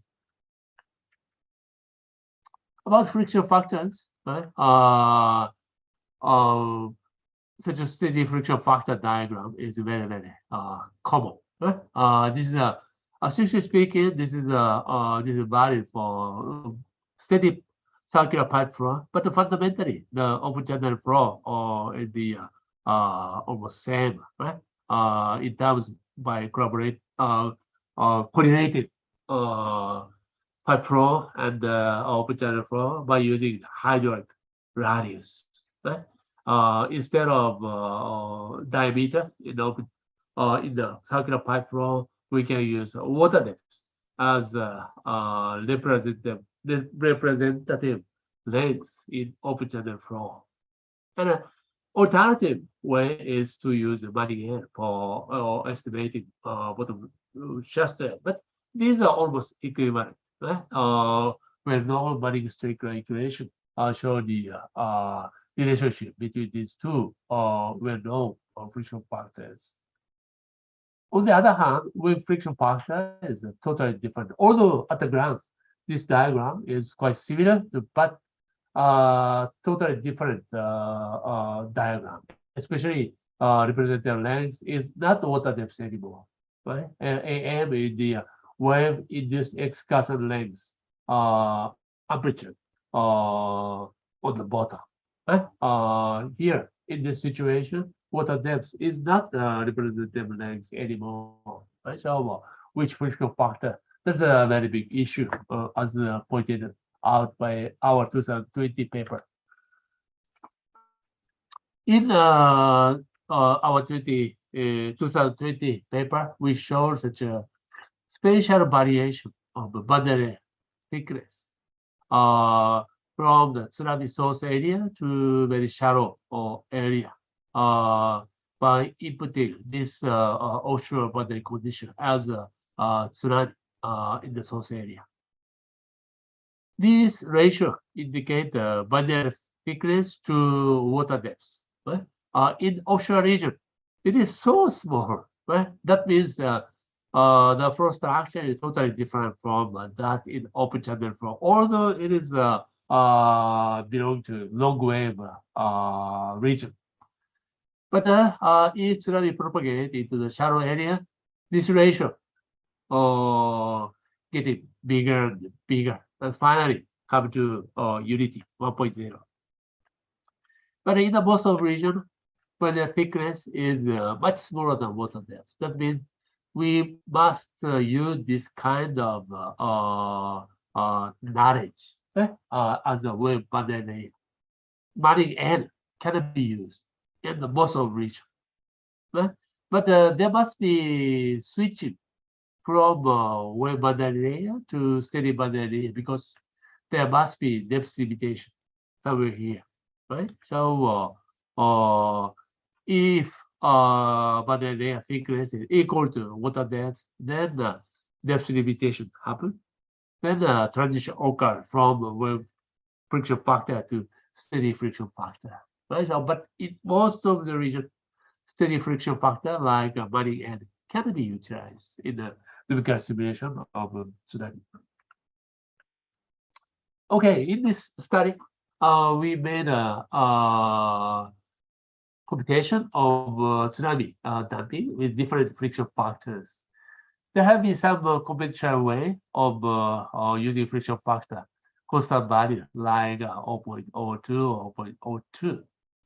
Or in some situations, we use the Marine or log law or changes C, whatever. Right? That's the friction factor for steady current. And in this computation, we use the wave friction factor, left turbine for left turbine regime, and considering depth limitation in very shallow area. And finally, wave friction factor concerning flow regime transition and also depth limitation. Two transitional processes have been considered in this computation method. I show this diagram again. What I wish to stress is that there's a demarcation place, right, for boundary area. In this region, boundary thickness is smaller than water depth. Therefore, we must use the wave friction factor, even if we can use shallow water equation. In this shallow region, depth limitation happen, then we can use the steady friction factor. Right? And here, let me explain what flow regime is, right? What flow regime transition is. Before I explain about wave boundary area flow regime, let me start with the very well-known steady flow in the circular pipe. Right? For those who study hydraulic engineering, they learn this kind of diagram, especially the diagram on the right-hand side during the undergraduate education. Right? If we experience the increase of Reynolds number, at first, flow will be laminar, then the transition occur to smooth turbulent, then smooth turbulent, then finally come to the left turbulent region. Okay, this is a flow regime transition in the circular pipe flow. Similarly, under wave motion, there is a flow regime transition. This is a very old study by myself. Right? Under wave, there is a laminar region, smooth turbulent region, left turbulent region. Right? when we use the wave friction factor, such a transitional behavior must be considered. In this study, we use the energy flux method. This governing equation has been proposed a long time ago, right? 1954, before I was born. But the problem is how to impose the friction factor in this governing equation. And if we ignore this friction factor term, we obtain this very, very, very low grid law, right? Showing the relationship between the water depth and the wave height. And also, if we ignore the bottom slope term here, then and also assuming constant friction factor, we obtain this analytical solution, right? A wave damping of long wave with the constant water depth. At first, we start with the horizontal bottom wave propagation. Then we ignore this term, and as I just mentioned, analytical solution can be obtained. And using the this ordinary differential equation, we obtain such a numerical solution using a non-vector method. A perfect agreement can be seen between the numerical and the analytical. So then we proceeded to the next problem with the constant beach slope. This is the surface source area input wave condition is shown here. And about the friction factor in this equation, friction factor can be assumed like this. First of all, frictionless, F is 0. Then the result must be reduced to grid law. Second one, third one, constant value. Fourth one, friction factor from logarithmic law. Fifth one, the friction factor from Manning-Head. This is the most commonly used for numerical simulation of tsunami. In the sixth method, we consider the depth limitation. And also ignoring the flow regime transition in the wave boundary area, we just use the rough turbulent equation given by this one. And if depth limitation is satisfied, equation 5, this equation from logarithmic law has been utilized in method 6. Seventh one, we consider the transitional behavior in the wave boundary area. So we use the full range equation proposed by myself. And the shallow area, we consider the depth limitation. And with friction factor, we propose this full range equation. Full range means you just need to input the parameters. Then even without iteration, you can obtain the friction factor. And similarly, for boundary thickness, we have this full range equation. Right? We just need to input the Reynolds number or relative roughness. Then without iteration, we can obtain this boundary thickness. And friction factor, this is our friction factor proposed in 1970. Sorry, this is not correct. 1994.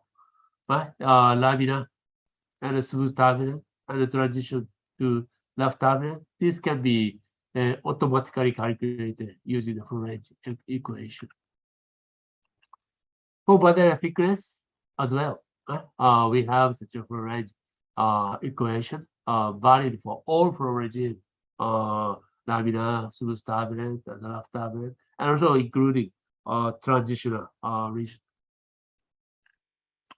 This is an input condition for our numerical simulation. We assume that the grain size is 0.3 millimeters in this computational domain. Yes, this is a computational result in the whole of the computational domain from the offshore end to the shallow area. Although you use the 7 different friction factors as summarized in this table, wave height, calculated wave height, almost same. No difference can be recognized in this diagram. Right? In the frictionless computation, wave height becomes infinite, as you can understand from Green's law. But the friction factor, right?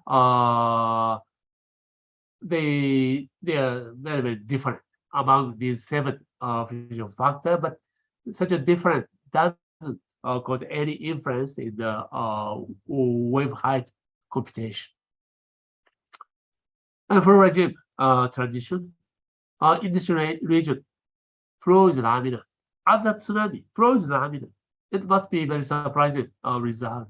And anyway, up to this point, the flow is laminar. Then transition, then smooth turbulent regime, then transition, and a rough turbulent regime can be achieved.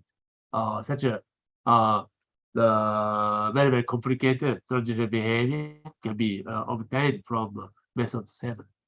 Next is a more detailed or exaggerated wave height variation in the shallow region.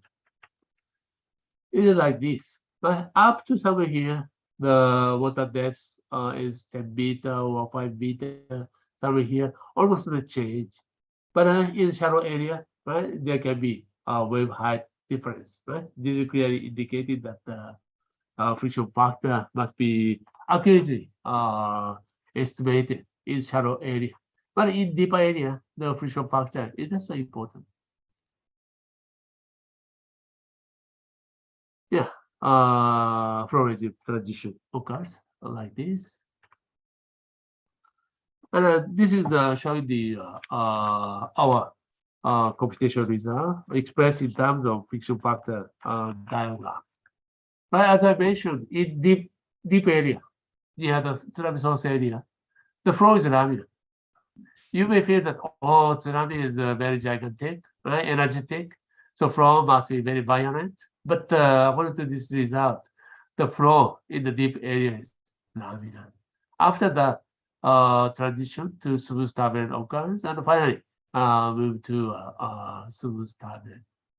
And then there's another transition to steady friction factor zone. Such a structure must be included in the accurate tsunami numerical simulation. Okay, I come to the conclusions. A full-range equation for wave friction factor by Tanaka and the two enable computation of tsunami height damping and the flow regime transition in the tsunami boundary layer. And it is noted that there is another transition, another transition from non-depth limited to depth limited boundary layer can be easily implemented by using a full-range equation for boundary thickness by Tanaka, later proposed in 2020. Right?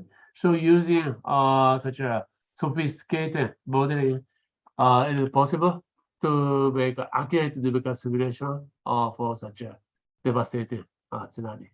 This is taken from the newspaper broadcast immediately after 2011 Tohoku tsunami. Okay, this is the end of my talk. Thank you very much for your kind attention. Okay, thank you very much indeed, Professor Tanaka Sensei. I invite questions from the floor, from the audience. Is there any questions and comments probably? Yes, you have? Yeah, please. Yeah. Mention your name and your institution. Yeah, okay.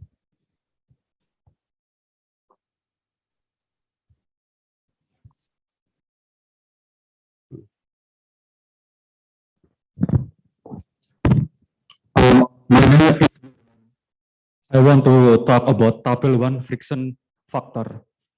again, Professor. Yes. To table 1, friction factor. Yes. This is a friction factor I use. Yeah. Thank you. So I want to ask why the F determined by 0. What does that mean? I don't understand because is it analysis was really relevant for no or not? Why 0? Thank you. From frictionless, right? Assumption, we can obtain the analytical solution, which is very, very well known Green's law, right? In order to confirm our computation accuracy, right? We at first we assume that our friction is 0. Of course, it is unrealistic, but we wanted to confirm the perfect agreement with the analytical solution. But of course, it is meaningless. Simply for the confirmation of the accuracy of numerical computation. Of course, the method 2 up to method 7, these are very important for comparison. Is it okay?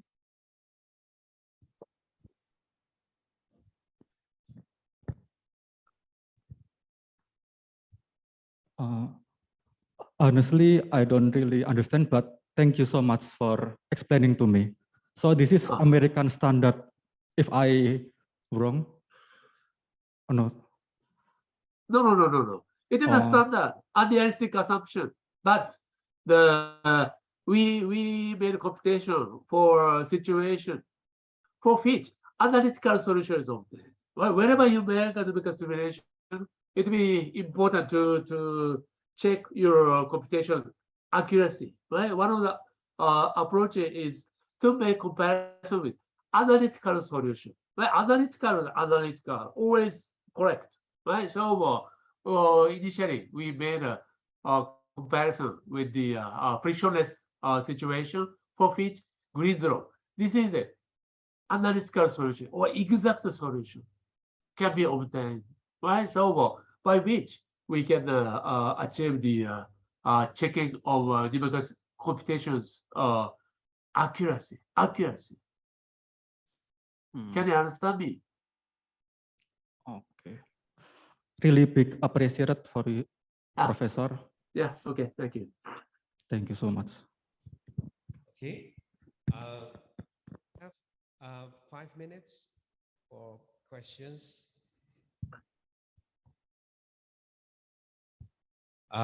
Okay. If there's no more questions, I would like to conclude and give big applause to Professor Hitoshi Tanaka. Yeah, thank you very much. Tanaka says, yeah, thank you. Ladies and gentlemen, we are going to have our second keynote speakers, Professor Ahmad Sana from Sultan Qaboos University in Oman. The topic of Professor Sana's presentation would be numerical modeling of oscillatory boundary layers using 2 equation models. Please give applause to Professor Sana. Yeah.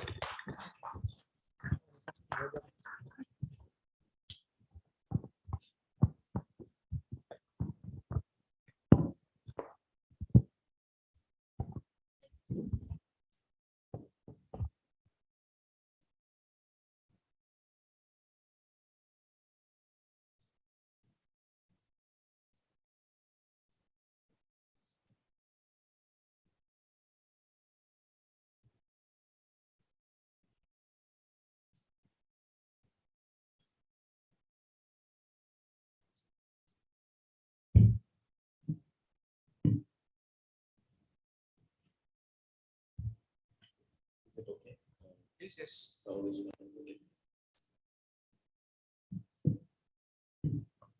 Yes, thank you very much. Good morning. Assalamu alaikum warahmatullahi wabarakatuh. Everyone, distinguished professors and my fellow students. I'm also a student of fluid mechanics. Good morning to Tanaka Sensei also, if he is still online. I was expecting to meet him here physically, but unfortunately he is busy, so he couldn't join here. Thank you, Professor Suntoyo, for inviting me here and also arranging for so many things, including the difficult task, visa. Thank you all for listening to me here. I will just start with my presentation. I have chosen a little bit fundamental topic, and it's basically a review of what we have been doing in the past. A lot of people have contributed to this work. It's not only me. Basically, the idea was from Professor Tanaka, and then we worked on it, myself, Professor Suntoyo. There are other people also who were in the past, and we have done some work on it. So basically, I will talk about two equation turbulence models, how to use them for the wave boundaries or oscillatory boundary layers. Contents of my presentations are like just basic things that I'm going to talk about is why the turbulence modeling is needed. What is closure problem and how we can solve it. For wave boundary layers, how the turbulence modeling is effective or is useful. And then finally the conclusions. As I think all of us as students of fluid mechanics and hydrodynamics know that Navier-Stokes equations are the very basic equations, probably derived more than 200 years ago, but very complicated to solve, and a lot of efforts have been done in order to solve these equations. There have been analytical solutions, but I think Professor Tanaka also mentioned, for some of the solutions, we just simplify the problem too much. So analytical solutions are based on a lot of simplifications in the main Navier-Stokes equations. Then there are experimental studies to solve these problems related to turbulence. But of course, experiments are very expensive. We need to have very sophisticated equipment in order to measure the quantities in the flow. Then there is direct numerical simulation of the Navier-Stokes equations. But of course, that requires very powerful supercomputers, mainly, in order to solve these equations. And still they are limited. Like the Reynolds number where they have reached so far, still it is not meeting the practical requirements in the field. So that's what is the purpose where the turbulence modeling had to be used in order to solve the practical problems. Some of the simplifications in Navier-Stokes equations, they are very well known. Like we know this guy, Prandtl, who actually gave the idea of the boundary layers. And he simplified the solution of the Navier-Stokes equation by giving some ideas. Like for example, when acceleration is 0, so Stokes equations were derived. Then if we consider that the fluid is actually inviscid, doesn't have viscosity, so Euler's equation was there. Then Laplace equation for irrotational flow, for the groundwater flow, so Laplace equation is used. So these simplifications were there. A lot of simplifications, as you can see, like in this list, we have a lot of simplifications. Then the one that I want to talk about is like these ones, where we are just thinking that Reynolds averaging is valid, and we have like the thickness or the change in thickness of the boundary layer with respect to the distance is actually very small. And like for turbulent boundary layer equations, we say that the pressure change with respect to the dimensions y and z, they are 0, right? So doing these assumptions, we have actually come up with some of the equations. the most complicated so far, as you can see here, is the LES equations. Yeah, so which have very little assumptions, but of course, like assumptions are still there. Like there's still simplifications. So this slide actually shows a little bit of idea how these approaches or how these equations are simplified, or what are the regions where these things are simplified. So basically the boundary layer is like this, and we have large scale eddies in the upper area or upper zone. We actually call it as the outer layer, which is in the end of that. Then we have small scale eddies in the inner layer. We have basically energy coming from the top, from the flow where actually the forcing is there. And because of the forcing, the energy is coming down and it is dissipated near the wall because of friction, of course. We have DNS, as we said, it is resolving the whole region of the flow. So there is no simplification or no assumptions used there. Whereas LES will be resolving the major part, the bigger large eddies. That's why it is called as large eddy simulation. So large eddies are completely resolved by Navier-Stokes part of the equation. But near the wall, some modeling will be used. Modeling means like some assumptions will be used. Whereas the Reynolds averaged Navier-Stokes equation, which we use in turbulence modeling, two equation models as well, we actually model the whole region. So whole region is based on some modeling assumptions. So that's how we come up with the turbulence modeling. Again, the students of myself as well as student of fluid mechanics, we have seen these Reynolds averaged equations, and these equations were basically derived from Navier-Stokes equation. Reynolds said that instant velocity can be expressed as a combination of average velocity and a fluctuation velocity. And using that assumption of the velocity, he derived these Reynolds averaged equations from the Navier-Stokes equation. Now, the biggest problem in solving these equations also is let's go back. The problem is these Reynolds stresses. How to resolve the Reynolds stress? Now, of course, if you try to resolve it by mathematics, if you further treat this equation, you will end up with a term which will involve multiplication of 3 fluctuating velocities, and then 4, or the order of the fluctuating velocity or the power of the fluctuating velocity will increase. So it will become further and further complicated if we try to solve it mathematically. So people have come up with solution to model this part, that is the Reynolds stress, by using some modeling assumptions. So what is the closure problem? Looking at this equation, the closure problem is that number of unknowns is larger than the number of equations. That's the biggest trouble with the turbulence. When we start deriving equations for unknowns, more variables will appear. So always it will remain an unsolvable problem. So closure problem can be stated: total statistical description of turbulence requires an infinite set of equations.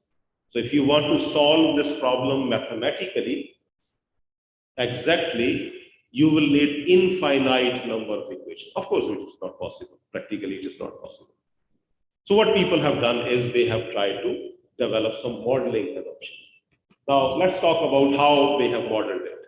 As we said, the Reynolds stress basically has to be modeled because that is the troublesome part of Reynolds averaged equations. What they assumed that, as in case of the molecular viscosity, we express the molecular shear stress in terms of molecular viscosity and the velocity gradient, right? Newton's law of viscosity. So Newton's law of viscosity is for the molecular viscosity or friction. Now, turbulence viscosity, again, turbulence viscosity it is actually not a viscosity, but we are just using the analogy of the molecular viscosity. And we say that turbulence viscosity is something which can be expressed by a velocity scale and a length scale. And it is similar, it has same units or dimensions as the molecular viscosity. And if we multiply turbulence viscosity with the velocity gradient as shown here, then it will give us the Reynolds stress, just like the molecular stress in case of the Newton's law of viscosity. So this was the basic idea of turbulence modeling. Please note that molecular viscosity is the property of a fluid, right? So whereas the turbulence viscosity, it is the property of the flow. Like it will depend on how the flow is, how much is the velocity, how much is the the other flow parameters. So that's what is the main difference between them. Then a classification of these turbulence models. As we said, that turbulence models, they were developed in order to solve the Navier-Stokes equations for practical problems. The first one is what we call as zero equation model. We don't need any transport, so to speak, transport equation in order to solve the problem.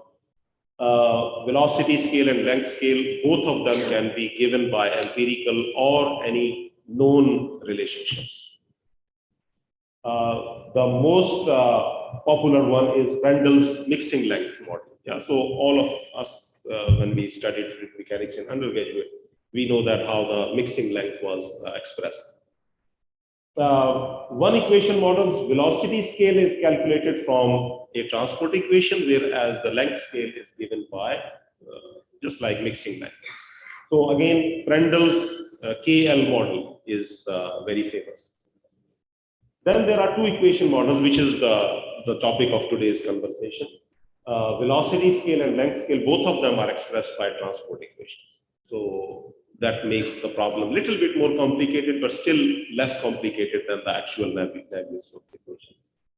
Then there are Reynolds stress transport models, which involve more and more equations for the transport equations for all the variables in the flow. So we shall not talk about them much.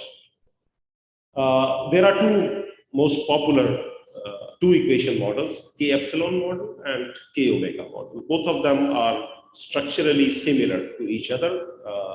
The difference is between the definitions of actually dissipation.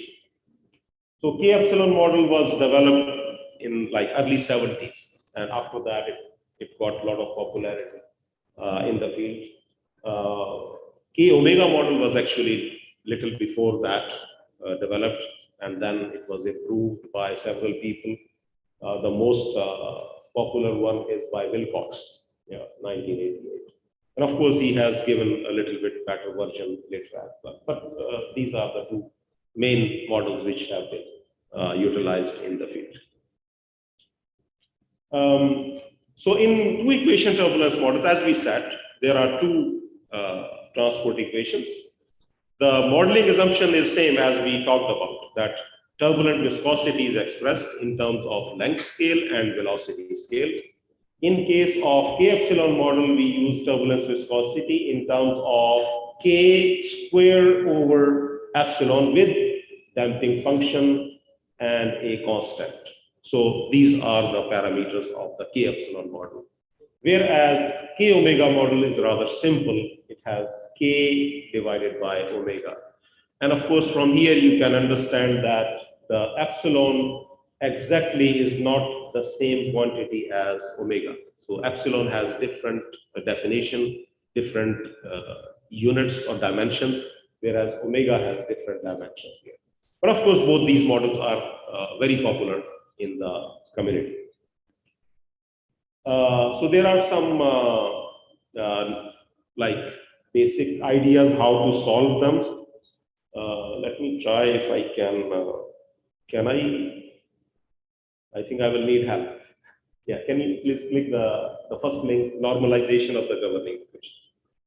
Yeah, so basically the equations that we have worked on is, first of all, we make them dimensionless. Always working with the dimensionless equations is more interesting, because then you can apply that equation to any situation by using the values of the variables. Then you can apply it to any situation, any problem. So first we non-dimensionalized these equations by using these parameters. Since we are talking about the oscillatory boundary layer, so we are talking about the maximum velocity at the axis of symmetry, distance from the wall. All these things are defined here, as you can see.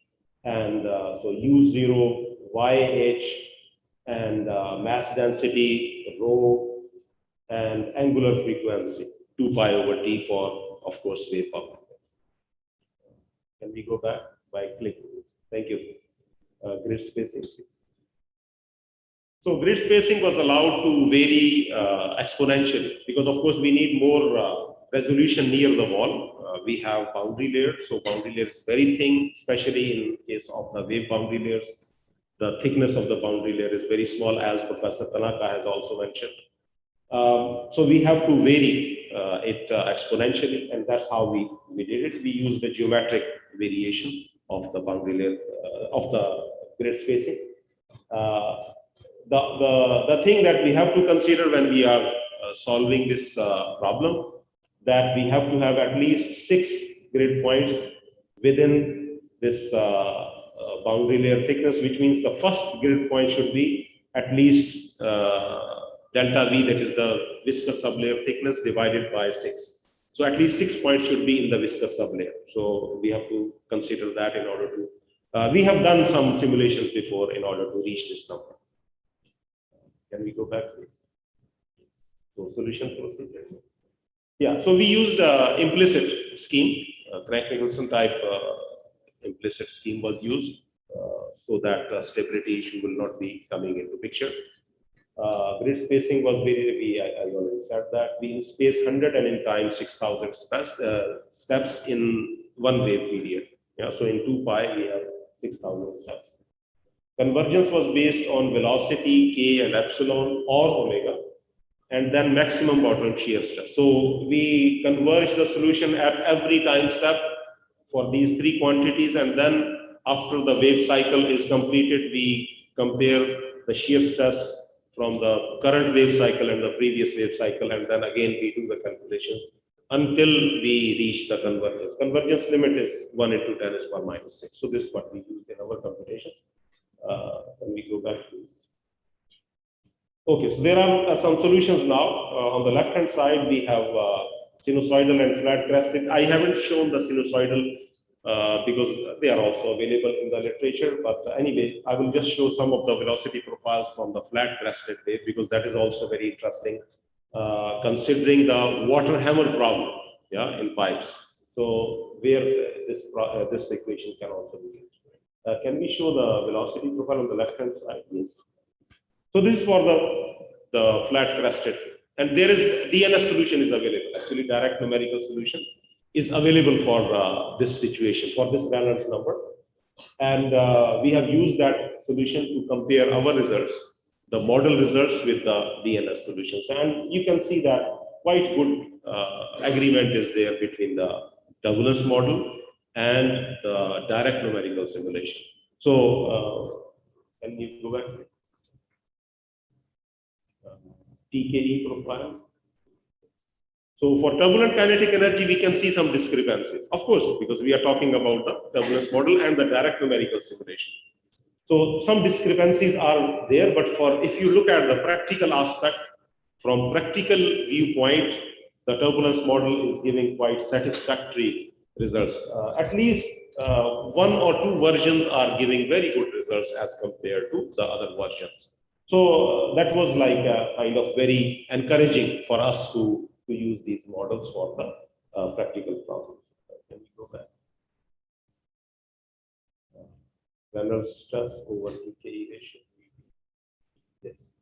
So this is again another important quantity, just to talk about the ratio of the Reynolds stress and the turbulent kinetic energy. And we can see that as theoretically speaking, in the outer region, we should have, horizontal value, like it's the constant ratio should be there, and which is shown by the turbulence model more as compared to the DNS result, because DNS results, of course, they are giving the actual values there.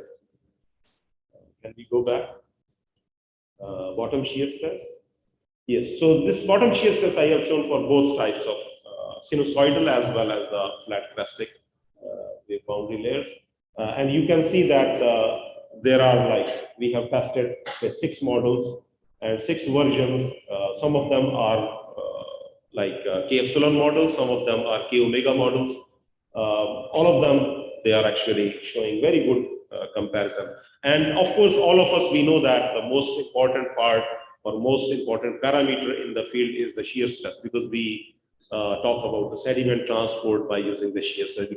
We estimate the sediment transport by using the shear stress, or friction can be expressed by shear stress. So all the models, almost they are giving very good results as compared to with the DNS data, in comparison with DNS data. Can we go back to on the right hand side? So for the conoidal wave, like asymmetric wave, Professor Suntoyo has also done some. I haven't unfortunately shown that, but of course, he has done some work on the sawtooth waves as well, which is also a asymmetric wave boundary layer. But here I'm just going to show the conoidal wave boundary layers. So free stream velocity. Yes. So this is like a kind of sharp-crested wave, which is practically seen in the field. And we can see that this is there are some experiments also. We did some experiments in the lab in Tohoku University. So we have theoretical profile. There is a little difference. Of course, experimental values are slightly different.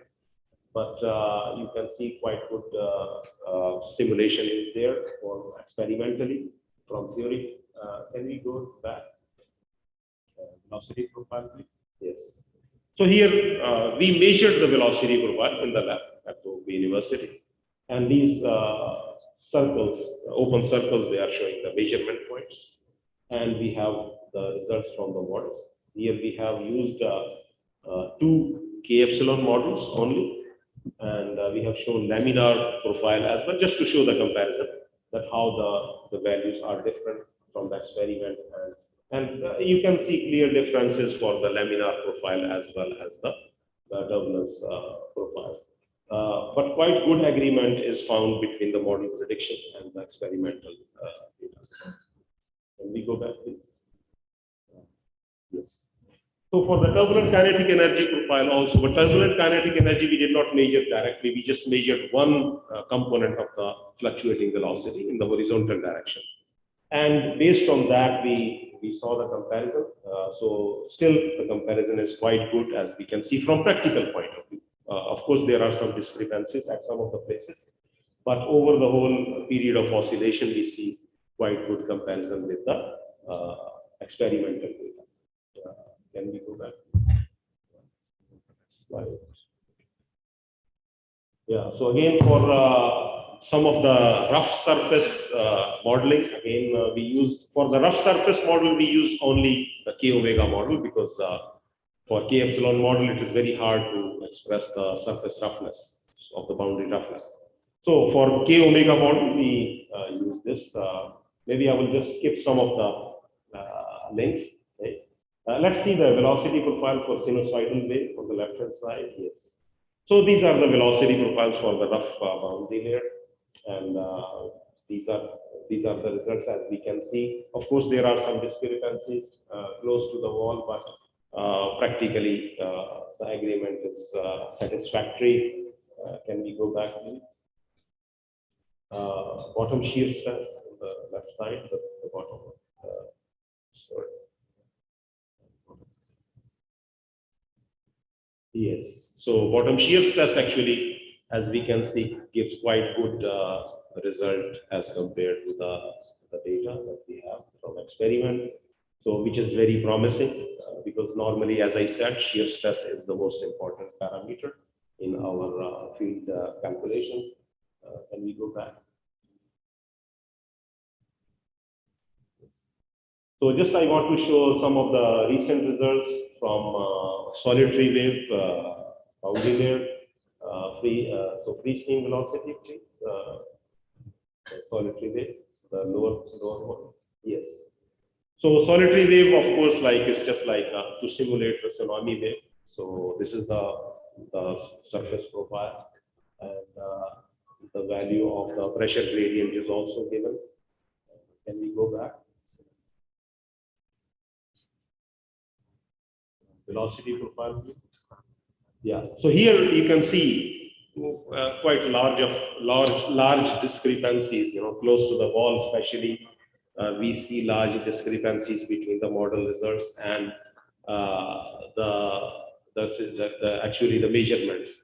The biggest trouble, of course, as we understand, is that the model, since we are modeling some of the turbulence parameters, we need to improve, especially these turbulence parameters in the deceleration phase, because the biggest trouble always we are facing is when the boundary layer is actually receding. So in the deceleration phase is the biggest trouble in the turbulence modeling. So we need to have like little bit more improvement in the modeling approach there.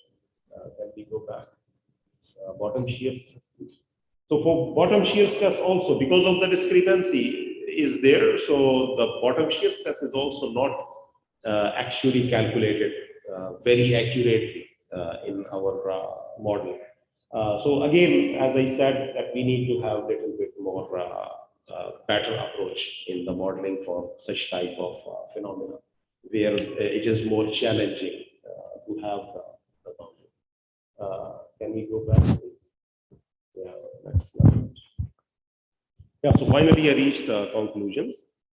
So as we discussed that in general, the performance of these turbulence models, both of them, both types of models is quite good. As far as the smooth bed boundary layer is concerned, the model results are very promising. They are very good. For rough turbulent flow, still there are some troubles, but in modern, like for the smooth surface, the modern versions, they are performing quite good in case of oscillatory boundary layers. The K omega model versions, they perform very well for smooth as well as rough boundary layer problems. However, as we have seen briefly, cross-section profiles of turbulent kinetic energy and Reynolds stress, they still need some improvement. Yeah, so we know that. Further testing of K omega model has to be done, and especially under steep pressure gradients, just like the one we saw in the solitary wave. So further research we need in case of solitary wave as well. For rough surfaces, K epsilon model, if we could, generate a model K epsilon model, which could be used for rough surfaces directly as K omega model is used, it would be very interesting, because the performance of the K epsilon model is far better in the outer layer as compared to the K omega model. So that's what is our conclusion, and we need to work on it. For small relative roughness values, these models are performing very nicely. But of course, if we have higher roughness, then these models will have a lot of trouble. So we have to have like little bit further research in order to improve the model, or we have to improve the modeling assumptions for the high roughness values. And that's all for my presentation. Thank you very much. Big applause to Professor Sana. Yeah, we have 5 minutes for question and answers. Please, is there any questions? The audience which are interested in this technique would be encouraged to ask questions to Professor Sana. Is there any? Professor Suntoyo? Yeah. Okay, yeah. I'm more interested in beautiful model than your models. Okay, ya. Ada pertanyaan? Ada diskusi? Tidak ada? There are some souvenirs for Professor Sana and Sensei Tanaka. Yeah.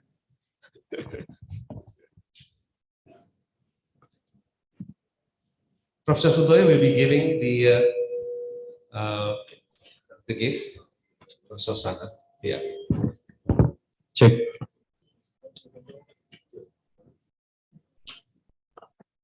Okay, thank you, moderator, from Professor Daniel Muhammad Rashid. I would like to thank you, especially first to Professor Ahmad Sana for giving very wonderful presentation and discussion.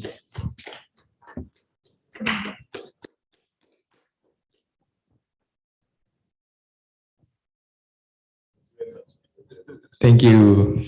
And I would also like to humbly present to our honorable keynote speaker a token of appreciation from us. As an honor, we will give the online plaque also of appreciation for our amazing keynote speaker. Thank you to Professor Dr. Hitoshi Tanaka from Tohoku University, Japan for your insightful presentation. Yes. Thank you. Arigatou gozaimasu, Professor Hitoshi Tanaka Sensei. Terima kasih. Terima kasih.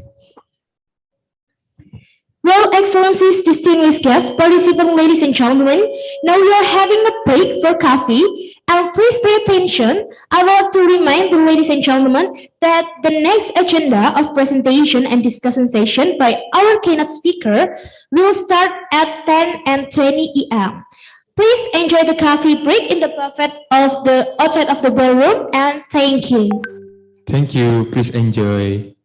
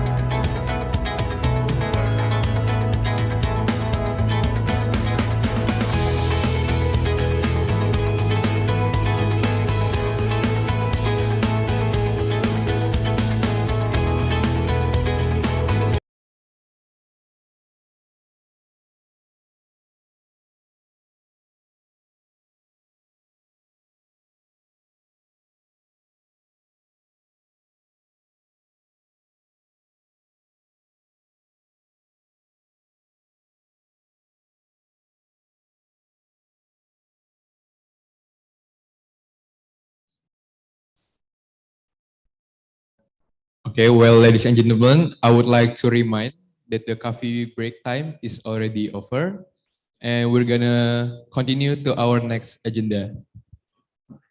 Maybe to all ladies and gentlemen who's still outside enjoying their drinks and snacks, I would like to call all of you to come back to this ballroom.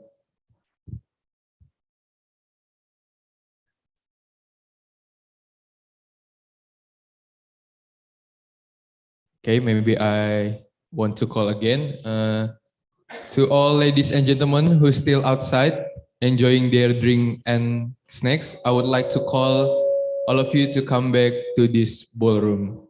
Thank you.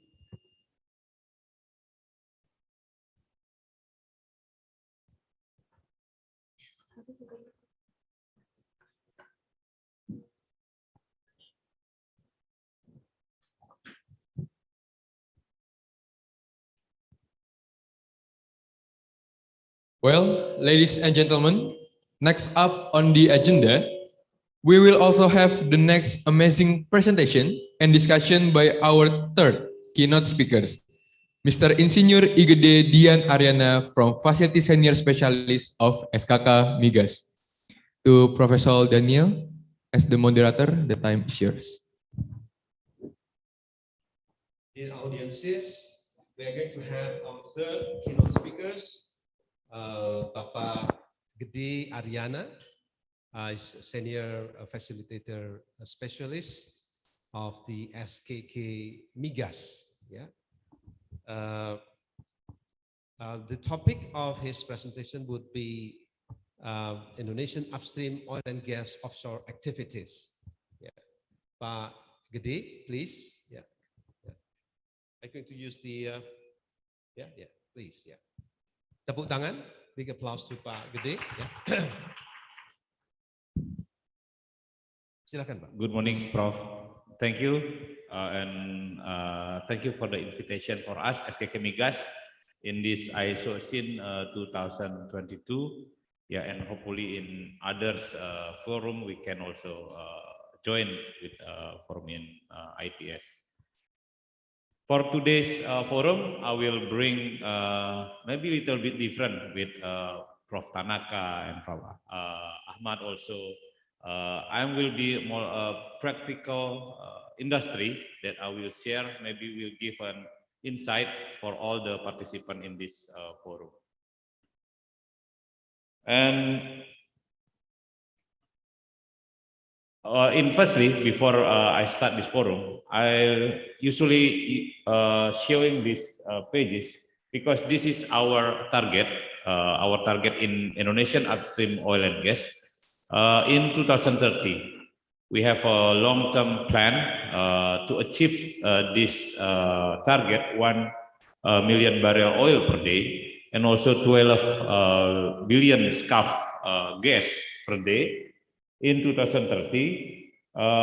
Meanwhile, presently we little bit hard for this production because the condition of decline reservoir and also the condition of the mature or aging of facility also get the production is getting lower in present day. What we do to get the long-term plan to achieve our goal in 2030 is the first one, we try to improve the existing asset value. So like we do maybe from the offshore activity that we have a lot of platform, and also like we do also the reclass for the vessel to support us to get our goal. And the second one, we do transformation resource to production. This is way how the oil that's still in subsurface, we can pump it out and then give a production to us to increase also fulfill the demand of the people, especially in Indonesia, for the oil and gas. And then the third one, we do we call enhanced oil recovery. So it's another technology that we use to take out the oil or gas from the subsurface, from the reservoir.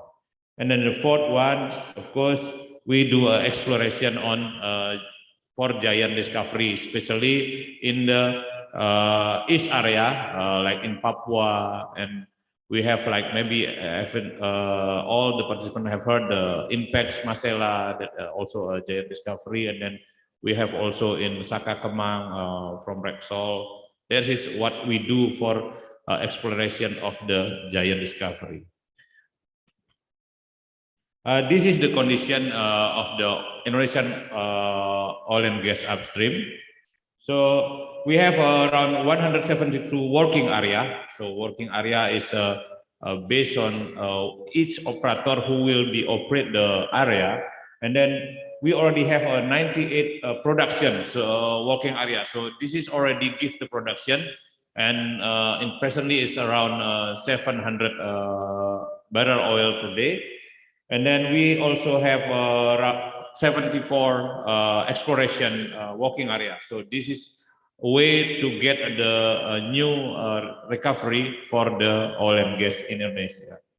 And then from the 172 working area, there's more than 1,000 oil field, because the working area usually will be more than 10 field in one working area. And then for the wells, 30,000. This is between onshore and offshore well. And also we already have also 100 barrel BOE discovered in place in the subsurface. For the facility itself, we have 635 platform in area of Indonesia. I will show you later. For the population of our platform. And then we have 3 LNG plant. We have in Tanggu 2 train, and we have in Bontang, and we have also in Aceh. And we have a 12 LPG plant and 19 FPSO, FSO or FPU that we operate right now. And for the pipeline, of course, online and offshore, onshore and offshore, we have a 2,300 kilometer in range.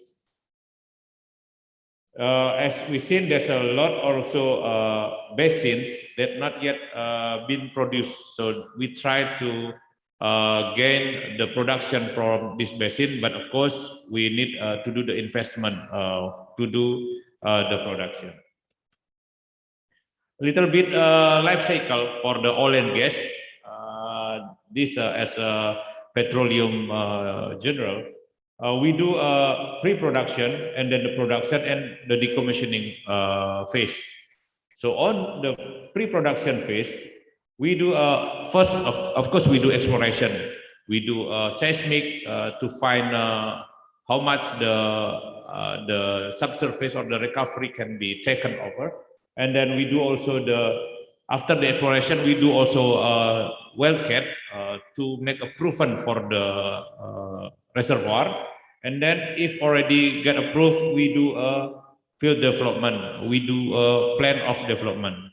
So we do what is the scenario of the production later on, and then what is the project need to be done, what the facility need to be built, and then we do the project itself. And then after the field development, of course, we do a production, we do the operation. So this operation require how much the manpower we use, how much the engineering we use, and then how we do the maintenance of the facility. And after it, of course, the oil or gas will be declined. And then in the end, we need to return back what we already built to the earliest stage. So we do a field abandonment and site restoration. That's also our commitment for the environmental sustainability in oil and gas. This is period is maybe more than 30 and then can be higher, depend on the reservoir that we will take in.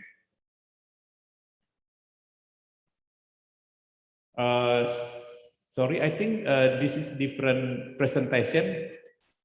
Can I get the latest one? Sorry, I just revised yesterday because I think Firstly, I was a little bit confused what the topic that I will convey in this forum, but I think I can pass what is the general condition of oil and gas in Indonesia. Is it possible?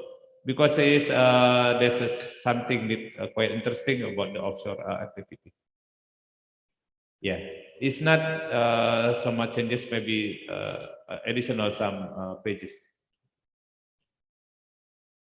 So based on what we do on the upstream oil and gas, so right now we have a lot of activity, especially on we do offshore activity, because as we know that offshore activity also require much more cost to do, because the rate of course we need like we need a vessel to do the installation, to do the production, so it's require a more cost to do in offshore. Is it okay? Still not? I think the letters I sent to Mbak.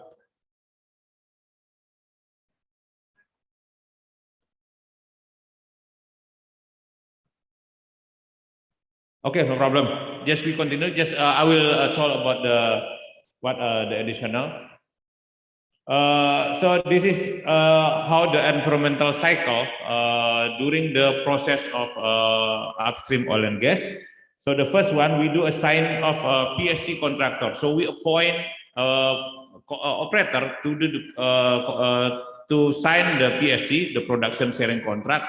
So what our system Indonesia maybe is different with in place of Prof Ahmad in Oman. Maybe they use like a royalty, because yeah, we know as the oil in Middle East is so high rather than here. So we do a production sharing contract that we share the gain, share the pain with the operators for the production of oil and gas. So after we do a PSC contract assignment, we do the environmental baseline assessment. So we make sure what is the early condition of the environmental, and then we do start for the exploration. We do exploration, and then we do development, and then we do a production, and until the end of life of the field or the production, and then we do the environmental final assessment before we return the area to the government again. So that is our commitment to support the environmental sustainability, especially based on the regulation of environmental.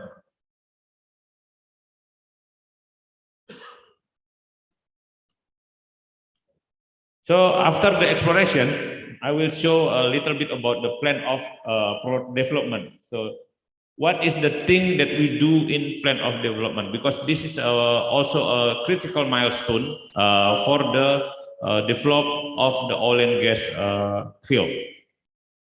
So the first one on the plan of development, we do a geological finding and review, of course, because we see what is happened in the subsurface, how much oil and gas that we can pump out from the reservoir, and then we do a reservoir description. The description of the reservoir is lenses or how much the rock for a solution, and then we do also the forecast for production. Why we need to do a forecast? Because we doesn't want we build an installation is too expensive or more capacity rather than the production that we will be produce. And then also on the P.O.D. will be a drilling and a completion scheme, how much we drill and how much the completion we do, because as we know, this cost of drilling also the major cost for the oil and gas, because we need to, especially for offshore, we need to use maybe jack-up rig, or we use a drill ship for the more than deep sea, in deep sea, and also maybe use just a rig in onshore also. And then after drilling completion, of course, in the plan of development, there's a production facility that need to be built.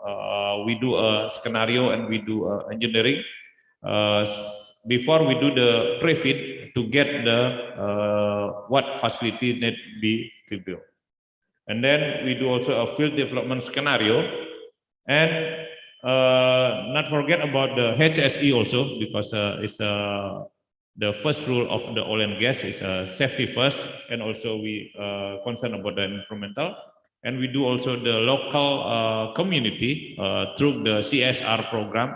What the thing can be supposed to be built with the community, and also the abandonment and site restoration scheme.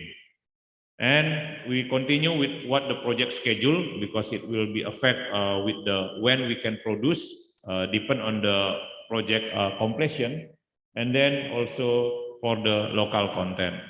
I think this is also we try to coordinate why the we have the PI also participation interest from the local authority. And then we do economic and commercial, of course, for this field.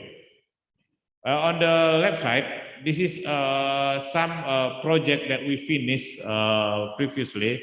I supposed to be the. I have also the picture for the. We use a seaport.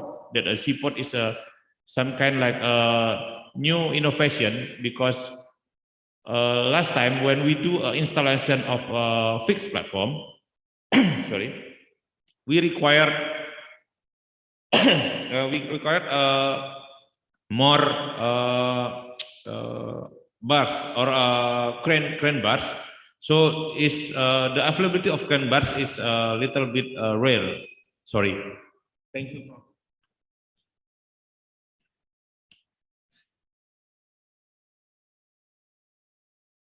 I'm a little bit nervous speaking in front of Pak Professor.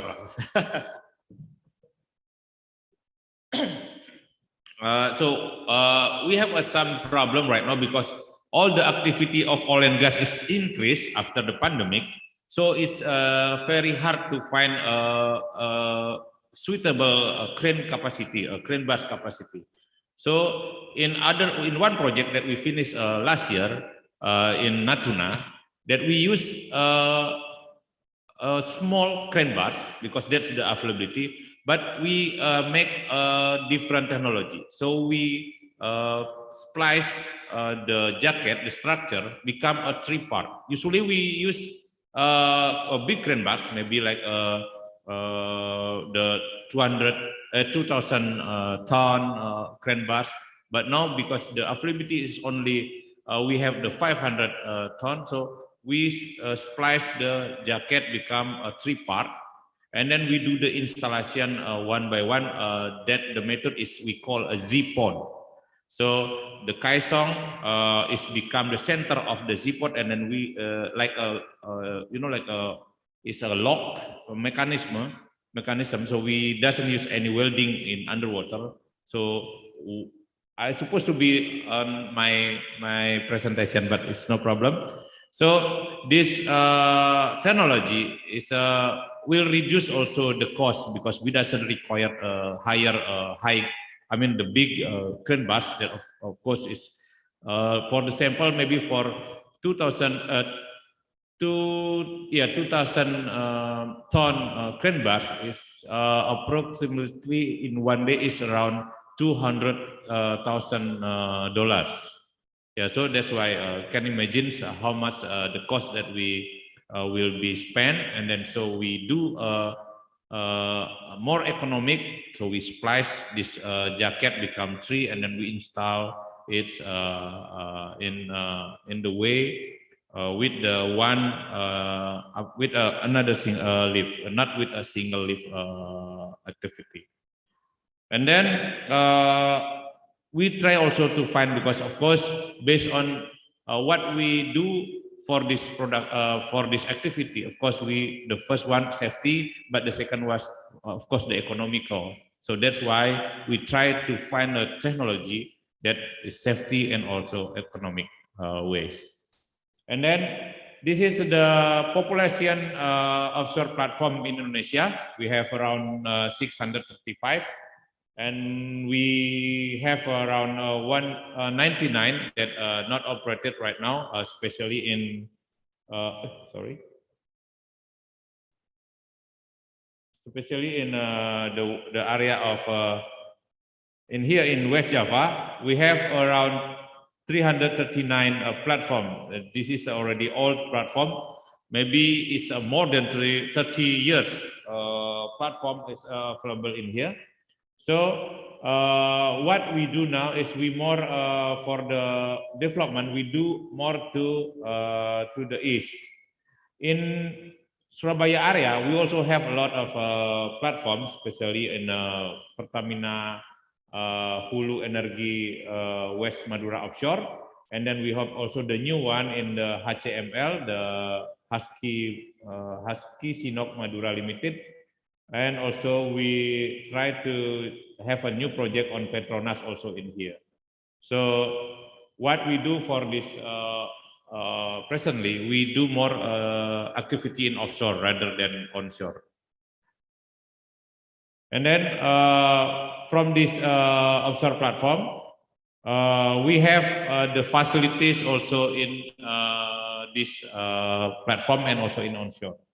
So from the table that we have like a turbo machinery, we have more than 15,000 turbo machinery, especially like we have a generator, we have an engine, we have like also a pump, and then we have more than 4,000 line pipes onshore and offshore, and also a vessel and tanks for the static equipment. We have more than 15,000 also. And the platform, we have a 635 platform in Indonesia. And what is the challenge presently is the condition and the facilities is already aging. But sorry, Pak Prof, even aging, if it will maintain, it will be good. Yeah, like Pak Prof yesterday said, if we do a sport and we doesn't worry even the condition of aging, especially with my Kepala SKK, Pak Dwi, even is already aging but still maintain the. So that's what we do. So we do maintain for the facility also. Even it's already 30 years, more than 30 years, like the platform, we still do the inspection. Usually we do inspection and we do maintenance and repair also. But of course, yeah, at the end, the facility, of course, need to be replaced, or we call or to be rejuvenated, because the production is still there. I mean, the oil is still there, but we need to renew our facility. So we only have 31% that young facility that we said, and then for the aging, we have more than 69% facility. So that is our challenge right now. Yeah, that's also why we also collaborate with a university to do some project or to do a feasibility study to get the new facility that more, of course, safety, but more economical side. So based on this aging facility, and then coming some problem also. This is one problem because of the aging facility. This is a condition when in Pertamina Hulu Energy, offshore Southeast Sumatra, that we have a spill condition on 2021 last year. So we have a condition when the pipeline is already aging and then got ruptured and then become leakage of the oil. So luckily, we have the emergency team to do oil spill management, so we can handle for this situation. So we have the equipment for combating the oil spill, like the oil boom, and then we do also how to repair to stop the leaking, because we still have some problem also due to the leaking, because some oil was again reach the near shore and then have a problem with the local community. But it's not a big problem, but still there a small problem with the local. That's why we need to do the maintenance for the facility, especially for the pipeline that we have is already older. So this is what happened when we not do the maintenance, or we not rejuvenate the facility. So during the combating, so we also already prepared, have the oil spill team. What we do previously, we have the PTK. PTK is our pedoman tata kerja. It's like a procedures to do how when we do combating with oil and gas and the preparedness. So for the preparedness, we have the procedures that state of the risk assessment. Of course, what is the risk if the facility is already getting aging, and then what if the risk if the facility have been not maintained properly. And then we also have the standard operation procedure to do the combating or the preparedness of the oil spill itself. And then of course approval, because approval from the government, especially from Ministry of the Transportation, Sea Transportation, Dian Sea Transportation, and also from Oil and Gas Directorate General, and also from the Environmental Ministry. And then we also prepare for the personnel. Of course, the personnel based on the quantity, the number of personnel, and also the quality or for the competency from the personnel also well maintained. So there will be training every years to do the to gain the competency. And then in each operator on each oil company, they have also the equipment. So last time we do one center strategy to have the area. So we do a 5 area for this oil combating. So if there's something happen in let's say in one area, so every area will be prepared also to help this condition to stop being escalated. And then we do drill also every 6 months, and so we do a MARPOLEC also, the maritime pollution exercise, and then this is not only SKK and the operator, but also involve the government also.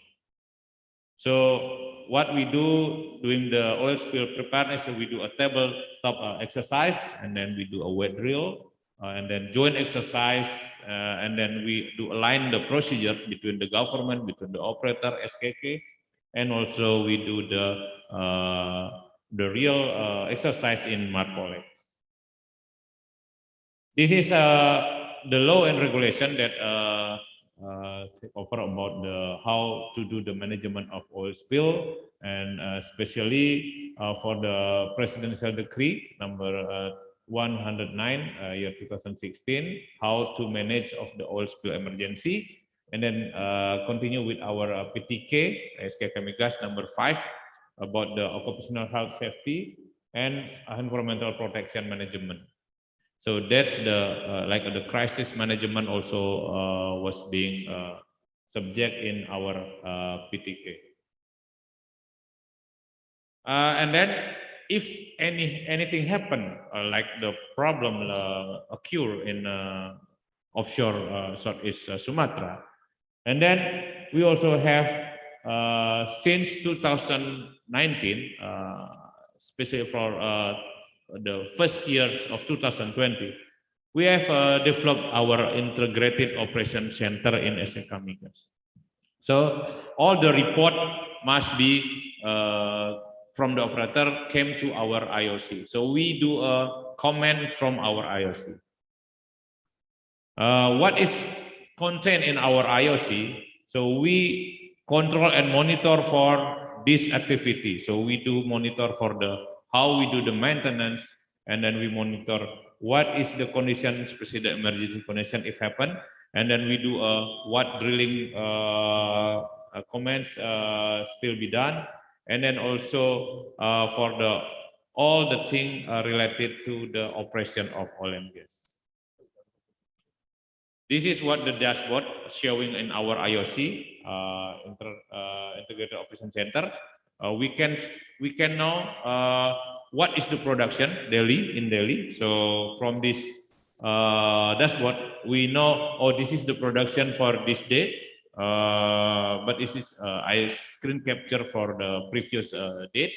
And then we know also what is the production for each operator. Like say maybe the biggest one is the ExxonMobil in Prof. Sutoyo place in Cepu. So it's the biggest oil produced right now.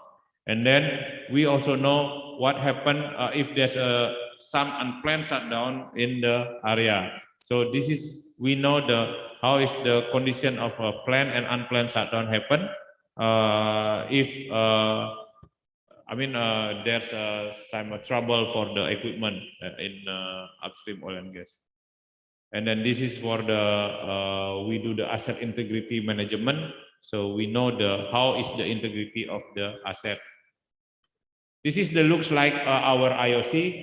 This was on 2019. I still remember in the end of the year, maybe first of year of 2020 at 12 o'clock. Our Pak Dwi and also with the ministry, Pak Arifin was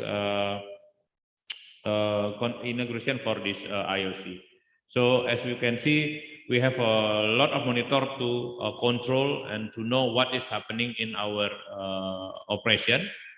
And I still remember last 2 weeks I was last week I was photographed with Pak Dahlan Iskan. He was coming to our IOC also to do some podcast because he interesting. Oh, it's quite nice to have the environmental of this IOC. So every day we monitor the activities from our IOC. And then based on the cycle of the production oil and gas, there will be the abandonment and site restoration. What we do now for the sustainability, environmental sustainability, we do also the decommissioning process. So as we know that decommissioning is a little bit hard because why? It's not like a production because it's only obligation. So like maybe in mineral in Kalimantan that maybe we can see on the news that some of the area is not being bring back to a safety condition. So that's why we do the decommissioning to make clean for the environmental, not harm to people. But the problem is only it's not a revenue generator, so it's only an obligation. So usually like the operators, because we do like a business thing, will be think twice to do the decommissioning. But we in SKK we keep pushing, encourage the operator to do the decommissioning. And last month we do the decommissioning in Ataka area in Kalimantan Timur, is Kalimantan, and we do is a rig to reef. So all the platform has been cutting, and then we sinking as a rig to reef in area Bontang. So maybe it can become more productivity for the fishery. So can be has reefing in that area. And then the decommissioning itself is also require amount of cost also. Cost because like last project for the decommissioning, we spent around $10 million to do the cutting and to do the reefing. Sometimes if government see why you just wasting money to do the to cutting platform and then bring to other side, and we try already last time. We do like how we can do like a Madura way, but honestly I go to Madura and then seeing some like Pak Haji who's doing the what we call barang bekas, let's say, and then it's still a cost for this activity. So this is the process. if already the facility is already not being used and then stop production, so we do the see the assessment, of course. The first one, how much the subsurface is already clean and clear, cannot be produced, and then the well and the integrity also is already getting worse. So we get approval first from the Directorate General of Energy and Mineral Resource to do this activity, and then we do the first one, we do the plug and abandon the well, because the first thing we do before we do cutting, of course, we need to secure the well to avoid the hydrocarbon or the oil and gas occur from below. And then after we do plug and abandon, and then we do a cleaning for the pipeline and also the platform. So we clean all the pipeline and also the platform itself. And then after we clean, then we have engineering to do how we reuse this platform. Like I mentioned before, that we do like a rig to reef, and then we also have some plan like to do a fish refrigerator. I mean, during 3 years we do like a feasibility study with Korean government, like what the thing can be done with this unused platform. So like maybe I just also discussing what with Prof. Ketut Buddha ITS also, because he also have a lot project for the LNG. So how to use the X platform, especially in East Java, become a like what we call a LNG arrival in here. And then after we do, and then we choose what is the thing or the process that we do on the platform. So we do the removal platform itself. And then, like I mentioned before, this is what we try to do before we do the activity. We try to choose the option to do the decommissioning. This is based on the BPEO, worldwide name is a best practicable environmental option. So it's of course based on the safety aspect, based on the environmental impact and resource and cost, of course, economical way. And then we do also company reputation, because this is also will affect, especially for the major oil like Chevron, Exxon. They will do this activity because will affect his stock exchange if they not sustainability and environmental. And then they also based on the technical feasibility, of course, how we can do the decommissioning. And then from the option, best we try to find what is the best solution. So the first one, we try to use it can be reused in other fields. If can be reused, so we cut and then bring to other fields. So of course there's a cost, but that will be continue to gain revenue for those activities. And then the second one, the cheapest way is live in situ.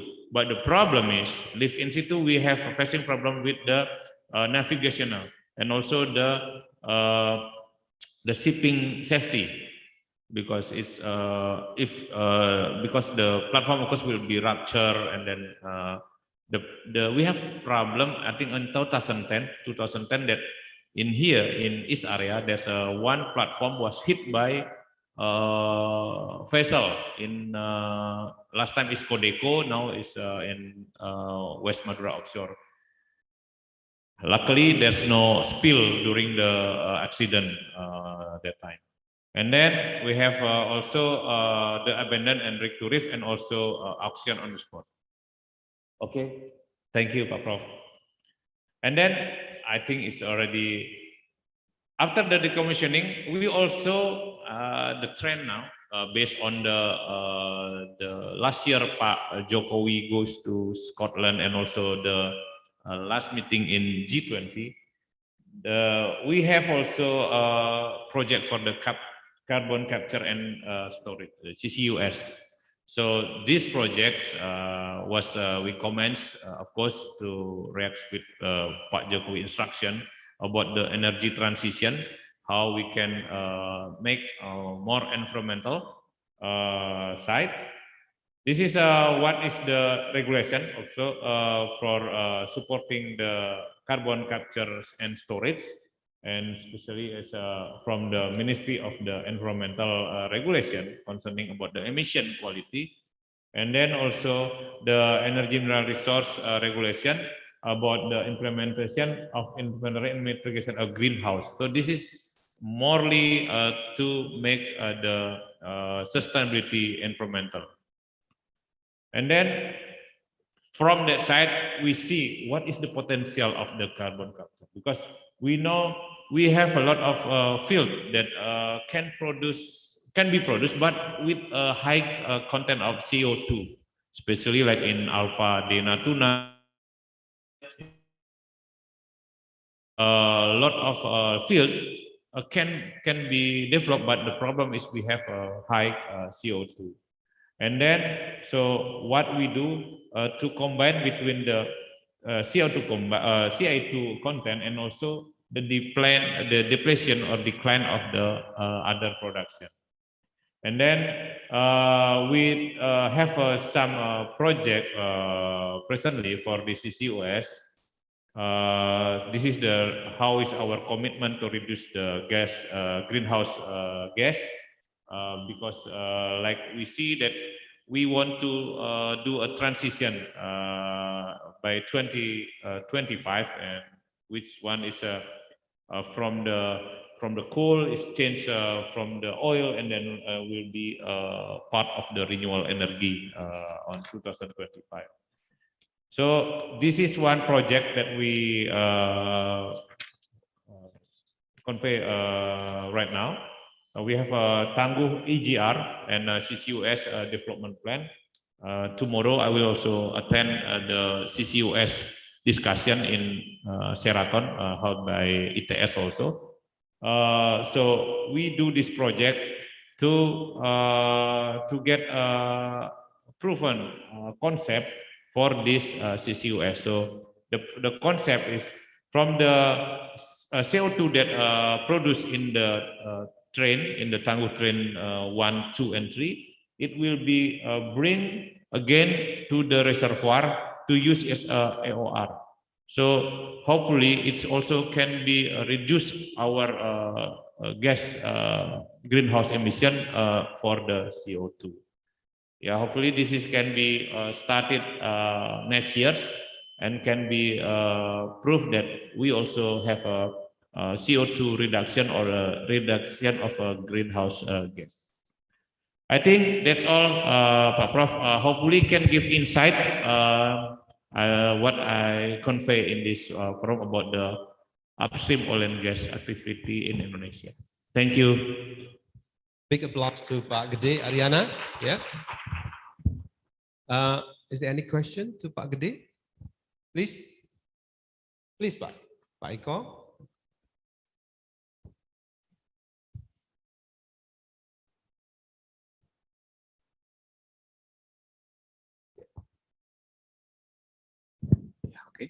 Yeah, okay. Thank you very much.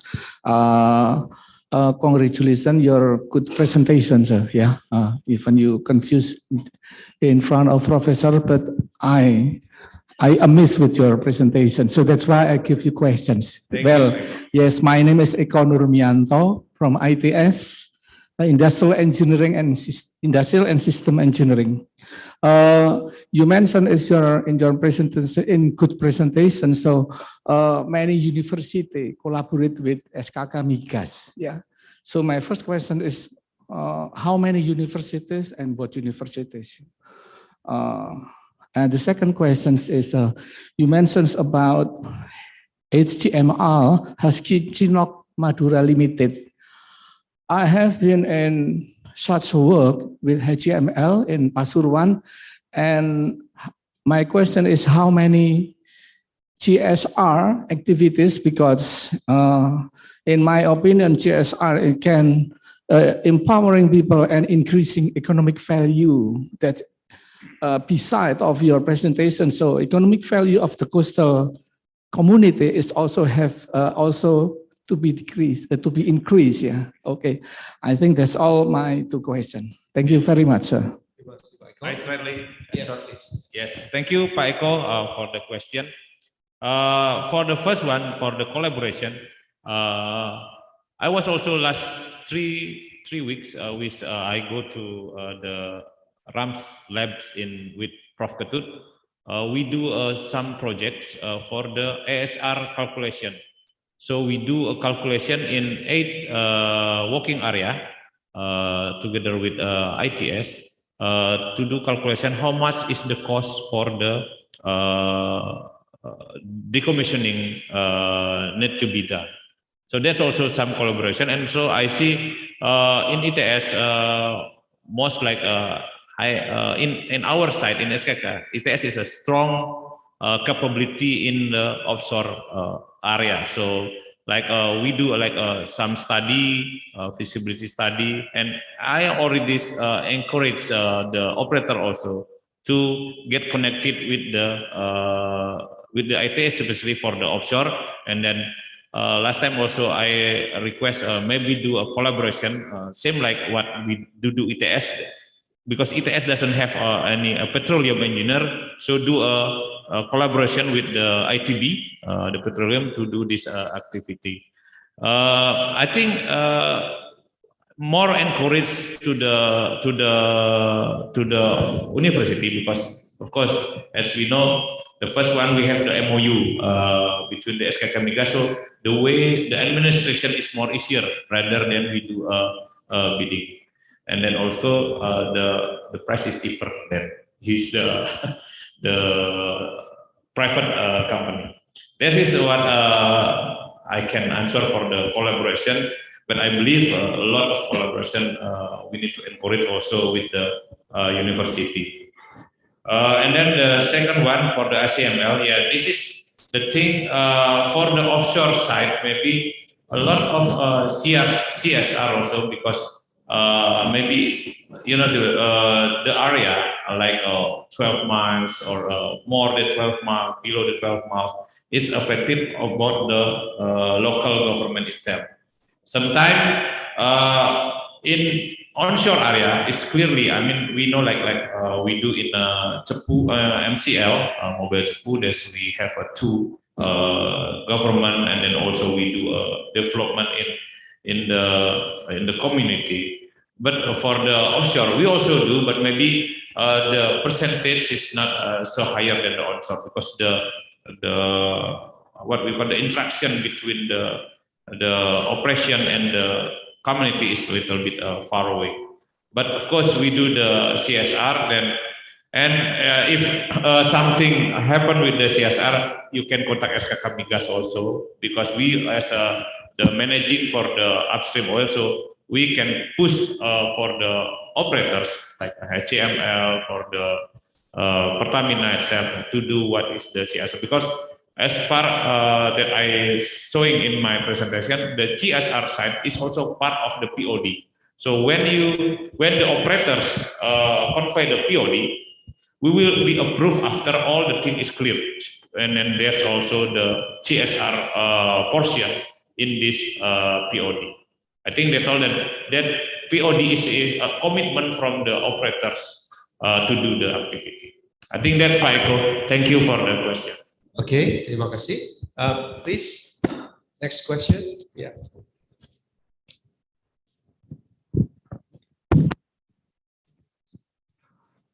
I'm going to talk about platform and decommissioning. Yes.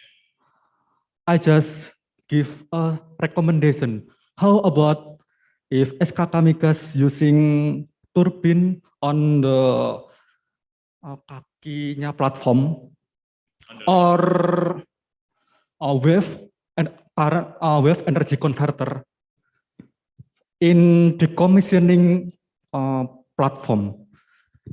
I think the chairman of SKK Migas can review my recommendation.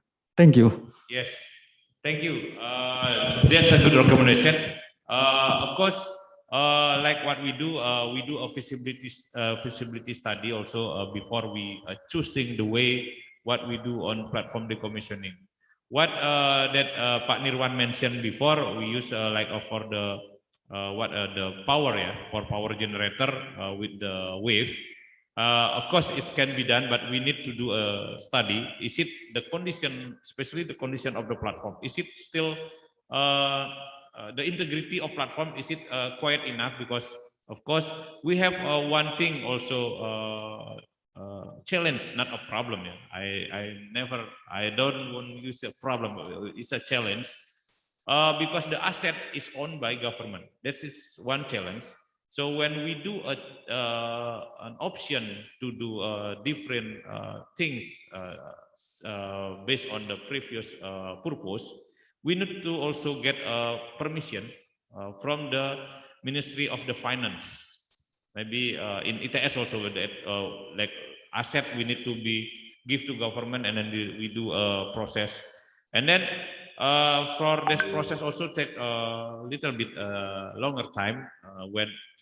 For example, last time we have a project to do a decommissioning, and then we already offer to the Ministry of Fishery. We try to do a fish farming. I mean, the fish farming, this platform can be as a feeding for the fish, and then, of course, after oil and gas give the asset to the Ministry of Fishery, Ministry of Fishery need to be maintained. And at the end, need to be decommissioning. I mean, need to be removed. At the end, all the thing, because as we know that the condition of the steel, of course, especially in the sea, will be corroded, right? And then need to be removed at the end. So that's why sometimes the cost also is need to be considered. What is the need to be developed? Maybe it's different. Like I see one thing in Middle East, they was change their platform become like a playground. I forgot the name. They use like everyone a tourism, so they come to this platform. So a lot of things, of course, can be recommended, but of course we need to see from the safety aspect, the integrity of the platform. And then, of course, the last is the economic. Is it will be give a revenue or not for later? Thank you, Pak Nirwan. Yeah. Tepuk tangan. Big applause to Pak Gede, Aryana. I think that will be all. Thank you very much for your presentation. And now we are going to have the last keynote speakers. Professor Alvaro Semedo will be talking about global coastal wave storminess. Yeah. Professor Alvaro Semedo cannot attend physically here with us because he has to stay in the Portuguese. Are you with me? Are you with us now, Professor Semedo?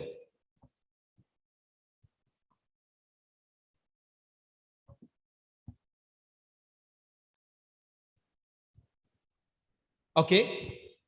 Hello, Professor Alvaro Semedo. Can you hear me? Yes, I can. Assalamualaikum. Okay, good. Okay, good. Are you prepared for your presentation? Yes, I am. Good morning, everybody from the Netherlands. Please, you may start your presentation. I'm going to share my screen.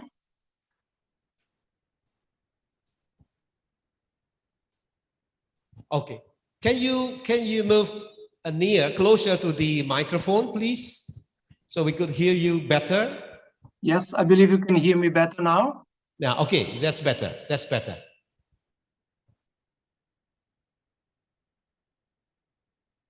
And can you see my screen? Yes, we could see your presentation now. Yes. Okay. Okay, good. Yeah.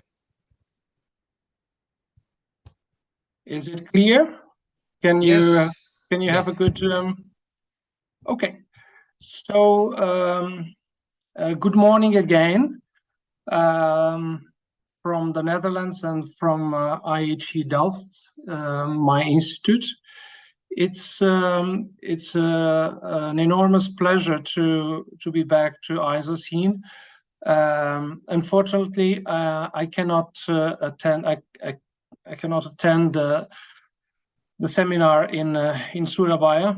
I had planned to, but unfortunately some personal issues prevented me from traveling to Indonesia. I hope I can soon go back to Surabaya and meet all my colleagues and friends in person as soon as possible.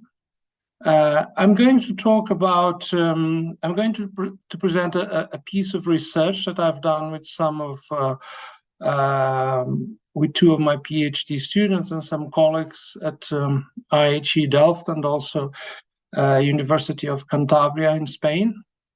And this research concerns coastal storms, which are, of course, or coastal wave storms, which are, of course, a major concern in certain areas, including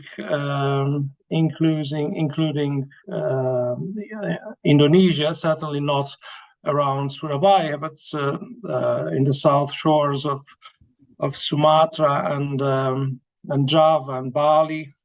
This is, of course, a major concern because wave storms are part of the of coastal erosion, and knowing the frequency and intensity and the details of these coastal storms is, of course, extremely useful.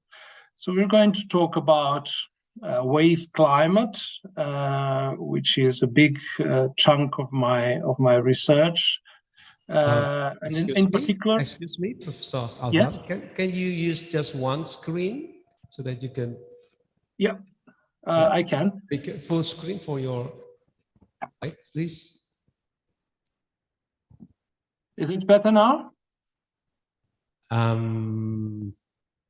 Let me just unshare and then, okay, stop sharing. Yes. And, okay. I will do this, which I think will be better. Now it's better, no? Yes, we can see your face now, not your slides.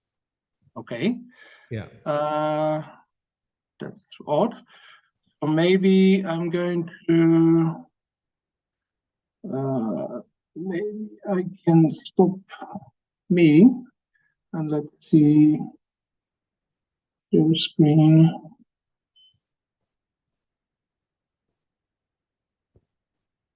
Okay.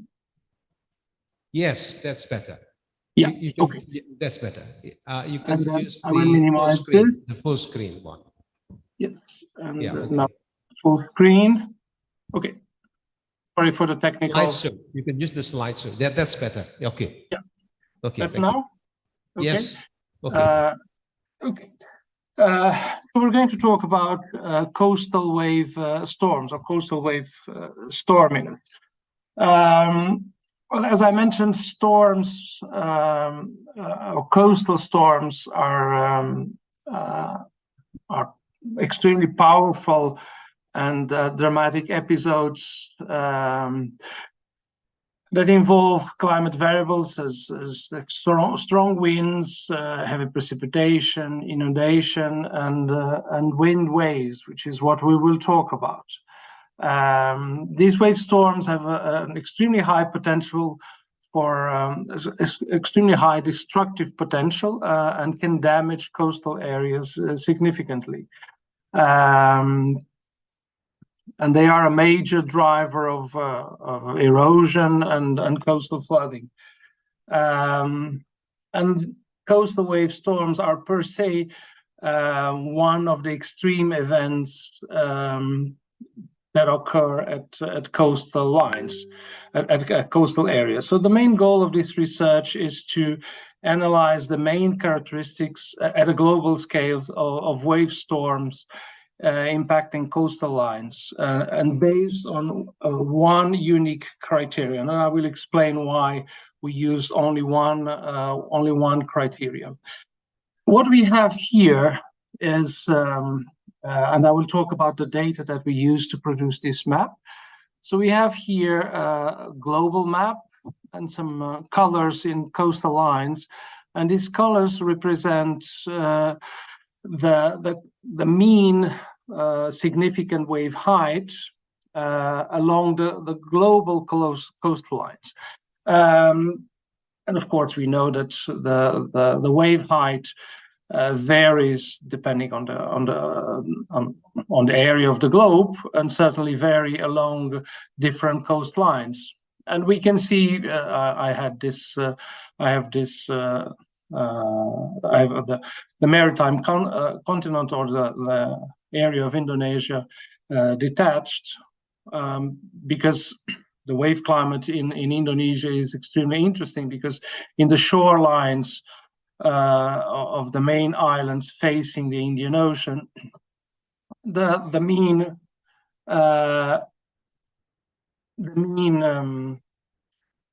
wave height is relatively high, or at least considerably higher than inside the Indonesian islands, where the wave height can be extremely low, and certainly around Surabaya it is quite low, and in North Java the significant wave height is very low. But what we have here is means, and this is of course not enough to characterize or to have an idea on how extreme wave events can or what we expect from extreme wave events along the global coastlines. This is certainly not enough. So the idea was to analyze extreme wave events, and namely wave storms. Okay.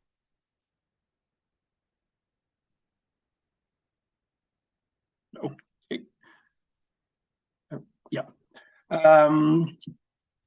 To do this, well, you may ask yourself, why hasn't this been done? It seems so done before. It seems so straightforward that we would look at coastal or extreme coastal wave events at a global scale. Why nobody did this before? But the reason is because to have a global data set that has a good enough resolution to produce this study, that was not possible up until recently. So we have point observations based on buoys, which are of course, as the name says, in situ or point observations, and they are very sparse, and certainly they don't cover the entire globe. So wave buoy observations is certainly not adequate to do a global study. We can do it in very, very specific areas, but certainly not even at a regional scale, let alone at a global scale. We could use, of course, we could use remote sensing or satellite observations using a technique called altimetry. But altimetry has a huge problem, mainly with one, resolution, because the resolution is of the order of days, the time resolution, and it has a problem that it doesn't work close to coastlines. So we don't have observations to perform this type of study, and then we have to use modeling data sets and reanalysis and ironcasts like ERA interim or even ERA 5 have a resolution that is still very coarse to work in coastlines, limiting this type of study. So what we did was we didn't produce this global ironcast that I will present soon. We didn't produce this on purpose for this study. We produced it for a different reason, but then we've been using it for several purposes, and one of them was the study of global wave storms.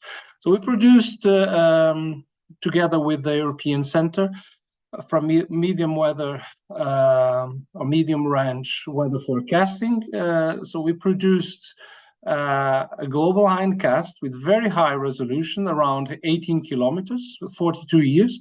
So it's a very heavy and powerful data set. And then with this resolution, we can, well, you can see that 18 kilometers is already a relatively decent resolution to work at a global scale close to coastline. So so we have now we have a product that where we can work at coastlines, a product that has high enough resolution. So this product, this hindcast, of this 42 years hindcast, was produced in Reading in collaboration with IHE at European Center. We used a modified version of the European wave model WAM, and we used to force the wave model. We used ERA 5 winds. ERA 5 is array analysis, so we interpolated the winds to the higher resolution grid, and voila, we got a very, very, very, very high resolution, extremely accurate wave data set at a global scale, allowing us a lot of studies already close to the coastline. And the output of this hindcast is similar to any wave reanalysis. So we have all the bulk parameters that usually are outputted by wave models, like significant wave heights, mean wave periods, direction, so on and so forth.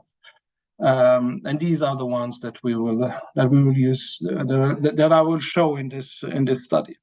Well, then we were left with one issue. So, and this is the last technical slide that I will show. We were left with one issue. What is a wave storm? Well, a wave storm in Indonesian is for sure very different from a wave storm in the North Atlantic basin.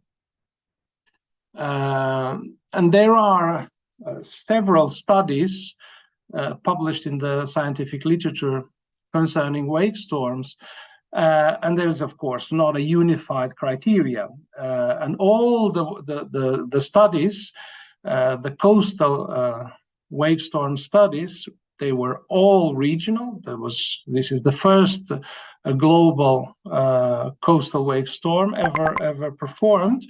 And so we were faced with several criteria. So which one can we use? Of course, the most when we talk about wave storms, and if I would ask any of you in the room, what is a wave storm? The first parameter that you would think of is, of course, wave heights. It makes all the sense because it's the one that we relate more when we look at or when we talk about waves. But then how high is a high is how high are high waves? This, of course, depends on the area. If I would talk about wave height of 4 meters in Surabaya, that would be quite dramatic. It doesn't happen. But 4 meters in the North Sea or in the North Atlantic, it's very common.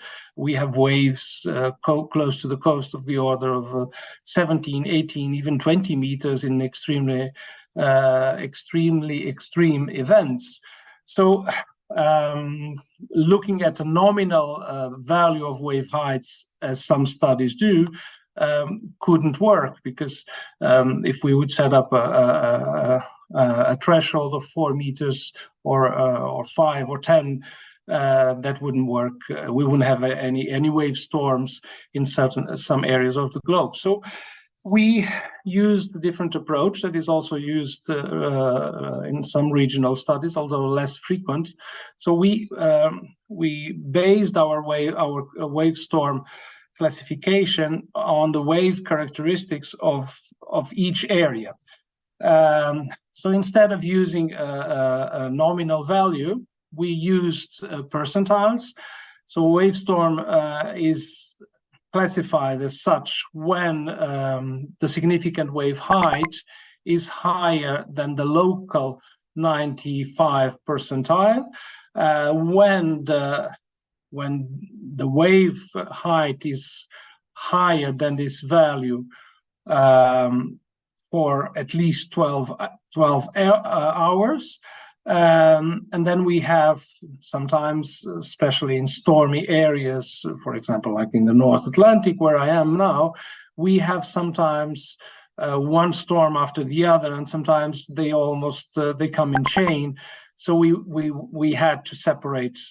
We had to have a criteria to separate consecutive storms. So when we have two peaks, like we have here in this plot, two peaks of very high wave heights, if they are not separated for at least 2 days, then these two peaks become one storm. So this is just an empirical criteria that we use. So when these peaks are separated for more than 2 days, 48 hours, then they become two independent events. And then we also used the same criteria, slightly modified, to define severe wave storms, because within wave storms we have extremely extreme events, and these are the so-called severe wave storms, when the significant wave height is higher than the local 99th percentile, and in this case the duration we made it short, and only 6 hours. So this is the criteria that we applied, and this was applied for the first time globally. Of course, making it dependent on the local wave characteristics, you may ask, okay, then in some areas like in the north or in the Java Sea, the wave heights are very, very low, and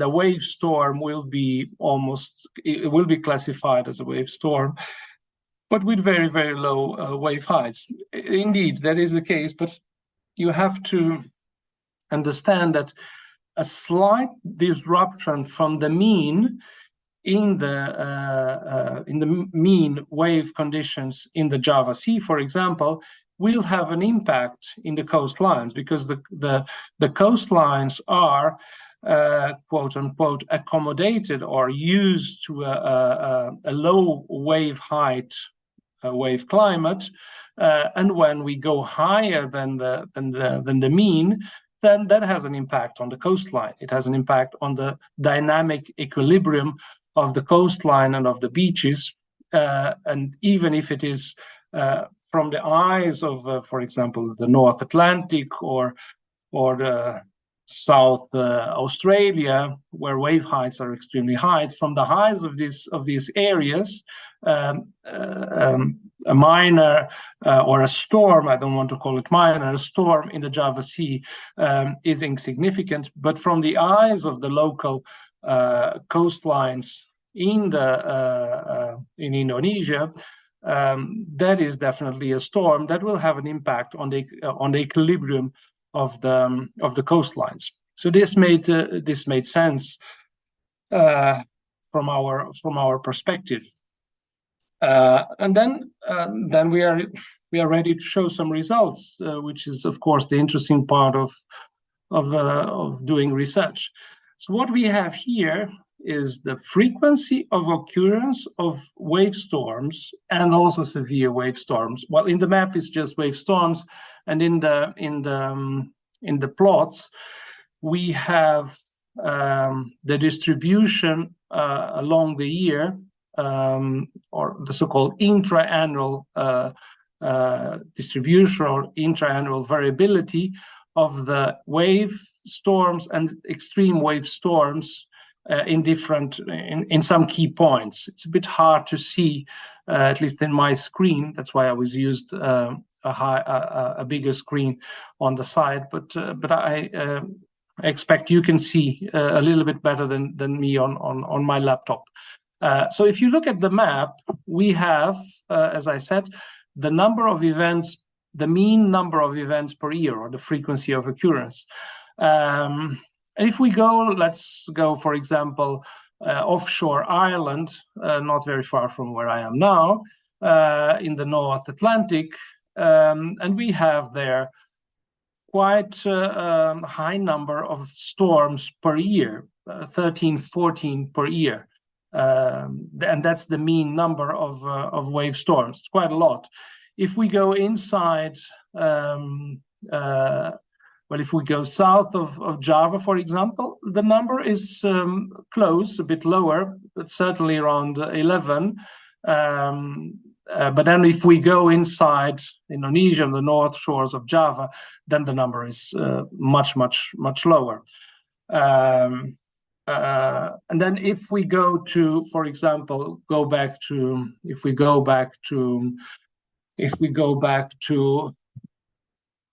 I don't know if you can see my mouse. If we go back to the North Atlantic, we can see that there's a very, very strong seasonality in the summer months, in our seasonal summer. June, July, August, we hardly have any wave storm. So the storms are very seasonal. There's a very strong intra-annual variability. And the storms and the severe storms are located towards the fall and the winter months. But if we go then now to Chile in the Pacific Ocean, we do have also a very high number of events per year, 13, 14, or even higher. But here the variability is the seasonal variability is much lower. So there's storms all the way across the entire year. In Australia, it's similar to South Australia. It's similar to the North Atlantic. There's also strong seasonality, but now, of course, the winter months are in June, July, August, so the shape of the distribution is a bit different. So this is interesting, of course, from a wave climate perspective, because we can see how different areas have different numbers or different frequencies of wave storms. But of course, this is just the starting point, because from here we can have much more. Before proceeding, we have here a summary of the results in that map. So what we have here are the number, a rank of the highest number of events in different areas of the globe, and also the highest and the lowest number of events. So areas where we have the higher number of storm events are, for example, South Africa, Namibia, the Yellow Sea, Gulf of Mexico, Southwest Australia. So we have here 10, New Zealand, Northwest USA and Canada. And if you would look carefully at this table and then compare it or go back to the map, you would see, of course, purple and dark purple coastlines. So this is the areas of the globe where we have the highest number of wave storms, and then in brackets the highest number of extreme wave storms, which are also extremely high in these areas. And then on the right column, we have the opposite. So we have coastal areas with the lowest number of storms. And we have here within Indonesia, Papua, and New Guinea coastlines where the number of storms are much lower. And then we are here on the areas of yellow or light red color. And this doesn't come as a surprise. But other areas have low numbers, a low number or a low number of events per year.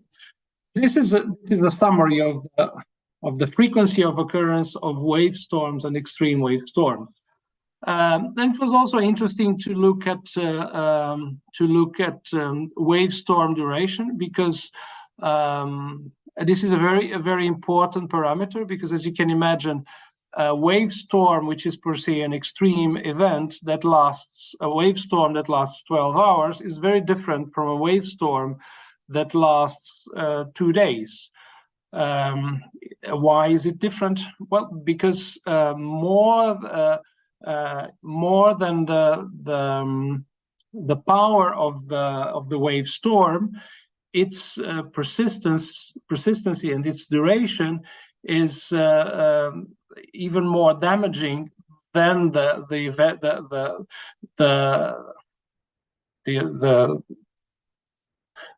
event itself, because the duration is the systematic destruction that this storm has on the coastline, producing the erosion and the destruction of coastal infrastructures. So in some areas we have very low storms are very short. That's the yellow area. So in wave, for example, in the North Atlantic, wave storms are definitely short. They last on average 1 day, 1 to 1.5 days. They are short, but they are powerful, and they are quite. They carry a lot of energy. In some areas, for example, if we go to the Arabian Sea, the coast of Pakistan and India, there we have quite long wave storms. That's what we have here in this plot, and that's what I detached here. We can have extreme and wave storms in this area in the Arabian Sea. We can have extreme wave storms during the monsoon, extreme wave storms that last 4 and 5 days. Extreme case in a very specific area, and as I said, in the North Atlantic, wave storms are quite short. This is also, together with the frequency of or the number of events per year, this adds to our knowledge of wave storms. If we go inside Indonesia, before changing the slide, we can see that wave storms are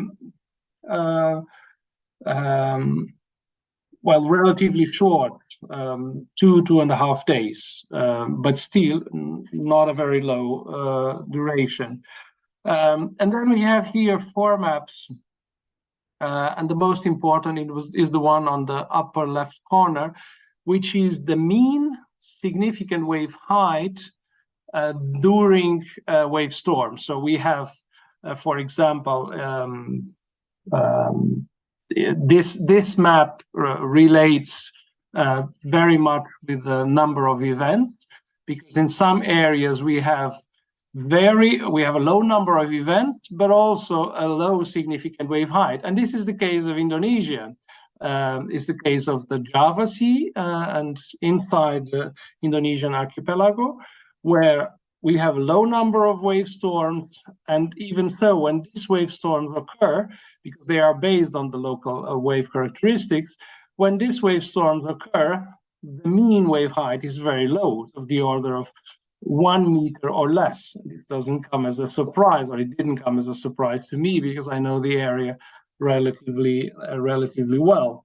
But then when we go to, for example, Chile, where we have the south tip of Chile, where we have a very high number of wave storm events, but here we also have wave storms have really high wave heights of the order of 7 or 8 meters. And certainly the same in the North Atlantic or in the Australia south coast or New Zealand. So this is very interesting. And then we have I'm going to talk about just the mean. I'm going to talk about the other 3 plots, but very briefly, we have the mean direction during the wave storm. It's of course important to see the incoming direction of the wave storms, and of course they vary across the globe. So this doesn't come as a surprise. This is what we have in the upper right corner. Then we have the mean wave period during wave storms in the lower right plot, and then together with the mean significant wave height, we have what we call the energy flux or power, or the wave power within the wave storms, which comes in kilowatts per meter. This is also called wave energy flux. So this is extremely important because this is the measure of the destructive power of the waves, and necessarily of the wave storms. So the higher the wave energy flux, of course, the higher the destructive power of the wave storm. And it doesn't come as a surprise that in the areas where we have higher significant wave height, together with higher wave periods, so if you look at the significant wave height and the mean wave periods, it can come as a surprise that where we have very high periods and wave heights, we're going to have a high energy flux, and this is because, as you probably know, or as I expect you to know, the wave energy flux is a function of the mean wave period and significant wave height. So in some areas, the destructive power of these storms is really, really high, and these areas are West Europe, South Australia, New Zealand, South Africa, Namibia, and also Chile, and also North Canada and the west coast of the northwest coast of the US. So areas what we have here is also a balance between the areas where we have the highest wave heights during wave storms, and also areas where we have the lowest wave heights during wave storms. And going already to the left column, we have the lowest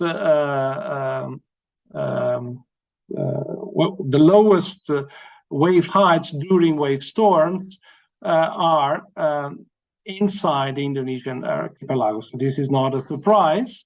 And in these areas, we have values between 0 and 2 meters. So these are, as I mentioned before, we do have wave storms, or you have wave storms in Indonesia inside the archipelago. But these wave storms have relatively low wave heights. And also close to Papua, we still have the same. So we have these two areas that relate to your country, where wave storms have quite low wave heights. Well, compared, for example, with Northeast Europe, where wave heights are of the order of wave storm events have wave heights of the order of 4 to 8 meters, and extreme events are between 7 or more than 10 meters. That's why we have here 10 plus, because we can have extreme wave storms, as I mentioned before, with wave heights closer to 20 meters. What we have here is just very detailed very detailed maps, especially the first one, but very important from a climate perspective. What we have in the first, in the upper panel or in the upper map, what we have is the balance between wind, sea, and swell during storms. So what is this? Well, first of all, what is wind, sea, and what is swell? So waves have a very interesting characteristic, which is the fact that they propagate. So we can have a storm in the South Indian Ocean that produces waves, and they propagate all the way South Java and Sumatra. And these waves that were generated in the South Indian Ocean and they propagated all the way Sumatra and Java, these waves are called swell. So swell waves are waves that were generated not locally, but somewhere in a remote area. And wind seas are different types of waves. So wind seas are waves that are generated locally. So if you have a storm, a windstorm in Sumatra, you're going to have waves produced locally, and they are called wind C, that are mixed with waves that were produced in the South Indian Ocean. So in the open ocean, we always have a sea state that is, in most cases, made of locally generated waves and remotely generated waves. That is, the sea state in the open ocean is always a mixture of wind, sea, and swell. And the balance between these two types of waves is different across the global ocean, and necessarily across the different coastlines, and necessarily different during wave storms. That's what we have here. So in some areas, in the purple, dark and dark purple areas, we have more swell than wind sea, and it doesn't come as a surprise that in South Java and Sumatra, wave storms are made of swell, are made of waves that were generated in the South Indian Ocean. It's not a surprise. And then it's not a surprise also that inside in North Java and North Sumatra, what we have are more wind seas than swell, because of course we cannot have swell jumping over the island, swell that comes from the South Indian Ocean jumping over the islands and ending up in the Java Sea. So these waves, these storms that occur in the Java Sea are produced by local winds, and therefore we have more wind sea than swell. So, and we can see that in some areas we have more wind sea, and some areas we have more swell. Therefore, this gives us an idea where coastal wave storms are produced by, or are composed by, swell waves, therefore by waves that were produced by storms that were generated far away, or local storms. So this is a very important characteristic. Professor Semedo, Semedo, you have 5 minutes left. Yeah, I will finish in 5 minutes. Okay. So what we have in the lower panel is the distribution between of the wave energy flux. So as I mentioned, we have here one equation, and the only equation during my presentation here in the lower panel, where we have the definition of the wave energy flux. So it's a function of mean wave period and significant wave height to the second order.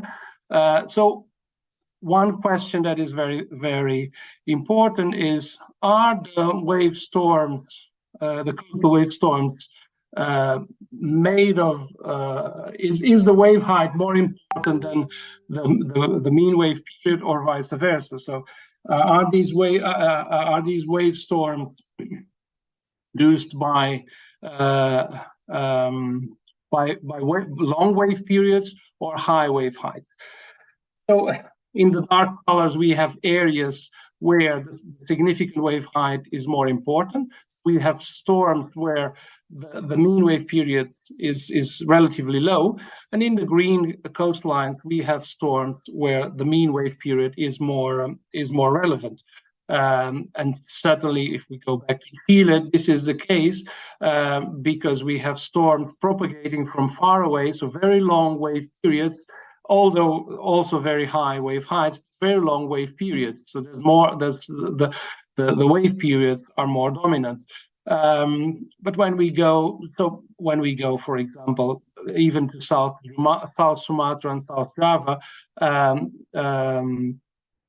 in Chile, what we have is a dominance of the wave height, the green color, and in Sumatra and Java, what we have is a dominance of the wave period. I believe this is the last map I have to show. And this is a composite index. It's a formula, an empirical formula that we came up with. I'm not going to define it because it will be too dull to show here, but let's say that the degree of storminess is a function of storm intensity, and storm frequency of occurrence. So this is a composite index that we came up with. And what we have is the degree storminess in different coastlines. On the we can put it, we can look at it the other way around, which is how stormy are different coastlines. And let's go to Indonesia. The green tells us that inside the Indonesian archipelago, the coastlines are very, the storminess is very low. And even in the south shores of Sumatra and Java, we have medium to low storminess.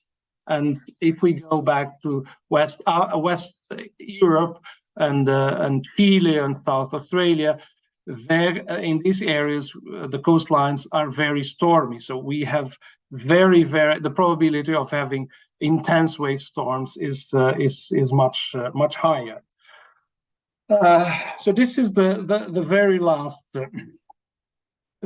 last slides, and well, the conclusion is that we produced a piece of research that was somehow missing, which is the composite and integrated study of the global coastal storminess, which is, from our point of view, interesting and useful. We used unified criteria. That was the first time it was done, and we could do this again because we had a very high resolution data set.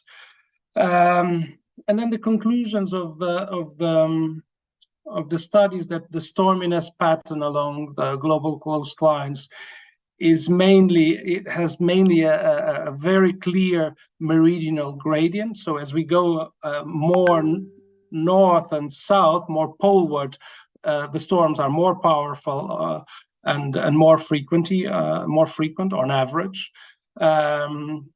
But we also have in some areas, and this doesn't come as a surprise, in some areas where we have tropical storms or tropical cyclones, this can make a difference, namely in the Gulf of Mexico and the Caribbean. The tropical storms can make a difference because, of course, then we're going to have extreme events that disrupt the relatively calm wave climate. And I will stop here. Thanking you very much for your attention. This is a very, very recent piece of research. We've just submitted it and it's now under review in Nature Communications. And I should thank very much my students, Hector Lobeto and Gil Lemos, my PhD students, actually already graduated. They finished this this summer, so they are already postdocs working under my supervision. So I should thank them for their work and for their hard work in producing this piece of research. So thank you very much for your attention and for keeping up with all these maps and with my study. Thank you very much. Terima kasih. Thank you, Professor Alvaro Semedo. Big applause. Very interesting conclusion.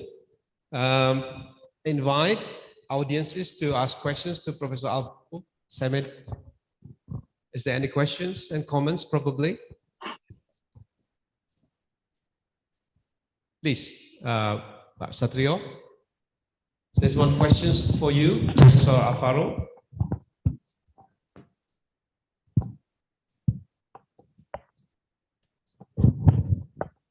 Okay, thank you, Prof. Alvaro Semedo. My question is that your data from ECMWF? And then what's your approximation to have coastal wave data from the certain grid data of reanalysis dataset?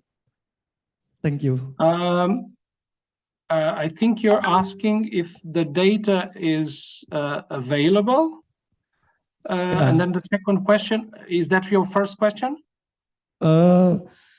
I think your data is from the ECMWF, but ECMWF, we can access just for the certain grid that maybe is not the perfectly in coastal area. So what's your approximation to get the coastal wave data? Is that the perpendicular, is that the adjacent with the coastal, or yeah, I understand. I think I understand what you're saying. So this is so what the European Center has available is a very concise product called ERA5. So ERA5 is a reanalysis that has an atmospheric part and also a wave part. So ERA5 is also a wave reanalysis where we have a lot of wave parameters that you can access and download freely from the internet. The problem with the ERA5 wave reanalysis is that the resolution is around 40 kilometers, 46 kilometers. Although higher resolution than its predecessor, ERA Interim, ERA5 is not suited for coastal areas. It is not suited because of the resolution. 40-something kilometers is definitely coarser. So what we have in this hindcast is a product that is not available online. This was produced for a different reason, and I will tell you why it was produced. So it was produced for a different reason, and it has a much higher resolution, almost 3 times higher than ERA5. So the resolution is, well, even less than 18 kilometers, of the order of 16-something kilometers, 0.2 degrees. So it's very high resolution, and with this resolution, we can already work. It gives us a good comfort of the validity of this data in the coastlines. And this product was highly validated across. Well, we used 400 and something buoys to validate this hindcast. To give us a very good confidence to use it near the coastlines. Why did the European Center produce this hindcast? Very simple. It's just a test. It was just a test. As you can imagine, the European Center is like the mecca of weather forecasting and also wave forecasting. It's the most developed and most structured weather center in the world. They wanted to make some changes in their coupled wave forecasting system, the integrated IFS, integrated forecasting system, that has an atmospheric and a wave component. So they wanted to make some changes on the wave package, and we helped them with the wave modeling part. We changed the physics. We made some tests by changing the physics of the wave model. Let's say we changed the core or the engine of the wave model, but then of course we had to make tests. We cannot. It's a big responsibility to change a wave model and then use it without testing it. So this went on testing for more than 1 year, and we produced several hindcasts. We did several forecasting runs, and this is a byproduct that is very useful. Because it's really accurate, and it has really high resolution. So that's the story of this piece of data that unfortunately is not available online. Is that clear enough? Yeah, you may communicate with Professor Alvaro later on today. Yeah. Okay. Is there any more question? Sudah cukup kelihatannya. Thank you, Prof. Alvaro Semedo, for the presentation. Big applause to Professor Alvaro Semedo. Yeah, thank you. Thank you very much, Professor Daniel. It's good to see you again. Pak Gede Aryana for a gift session with Professor Alvaro Semedo.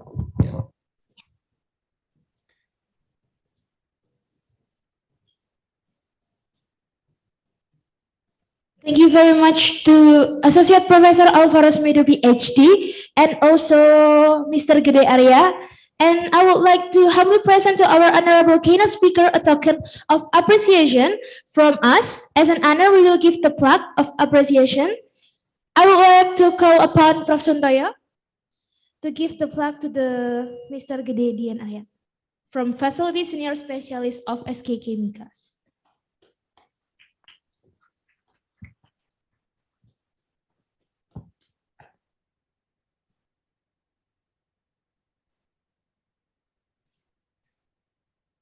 Thank you. And also as an honor, we will give the online plaque of appreciation for our keynote speaker. Thank you for Associate Prof. Alvaro Semedo, Ph.D. for the super wonderful presentation from IHE Delft, Netherlands. Thank you very much, sir, for your insightful presentation. Terima kasih. Terima kasih, Profesor Alvaro Semedo. Terima kasih. Sama-sama, Prof. Okay, ladies and gentlemen, come right after. We will continue to the parallel session after lunch. But right now, I will brief the detail of parallel session first.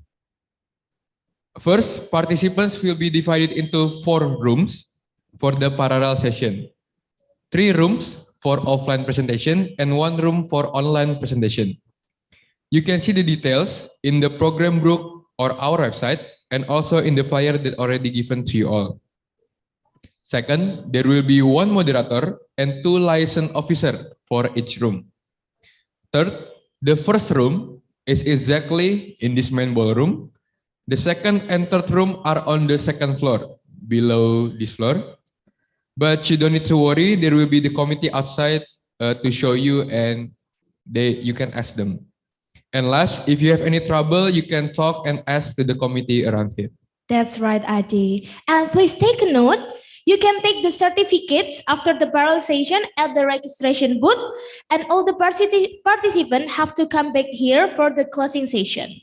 And we will announce the best paper and the best presenter at the end of this event, ladies and gentlemen. Yes, that's right, Audrey. And next, we are having a break for lunch and praying. The lunch is already prepared in the resto of this hotel. Is exactly near the lobby on the L floor.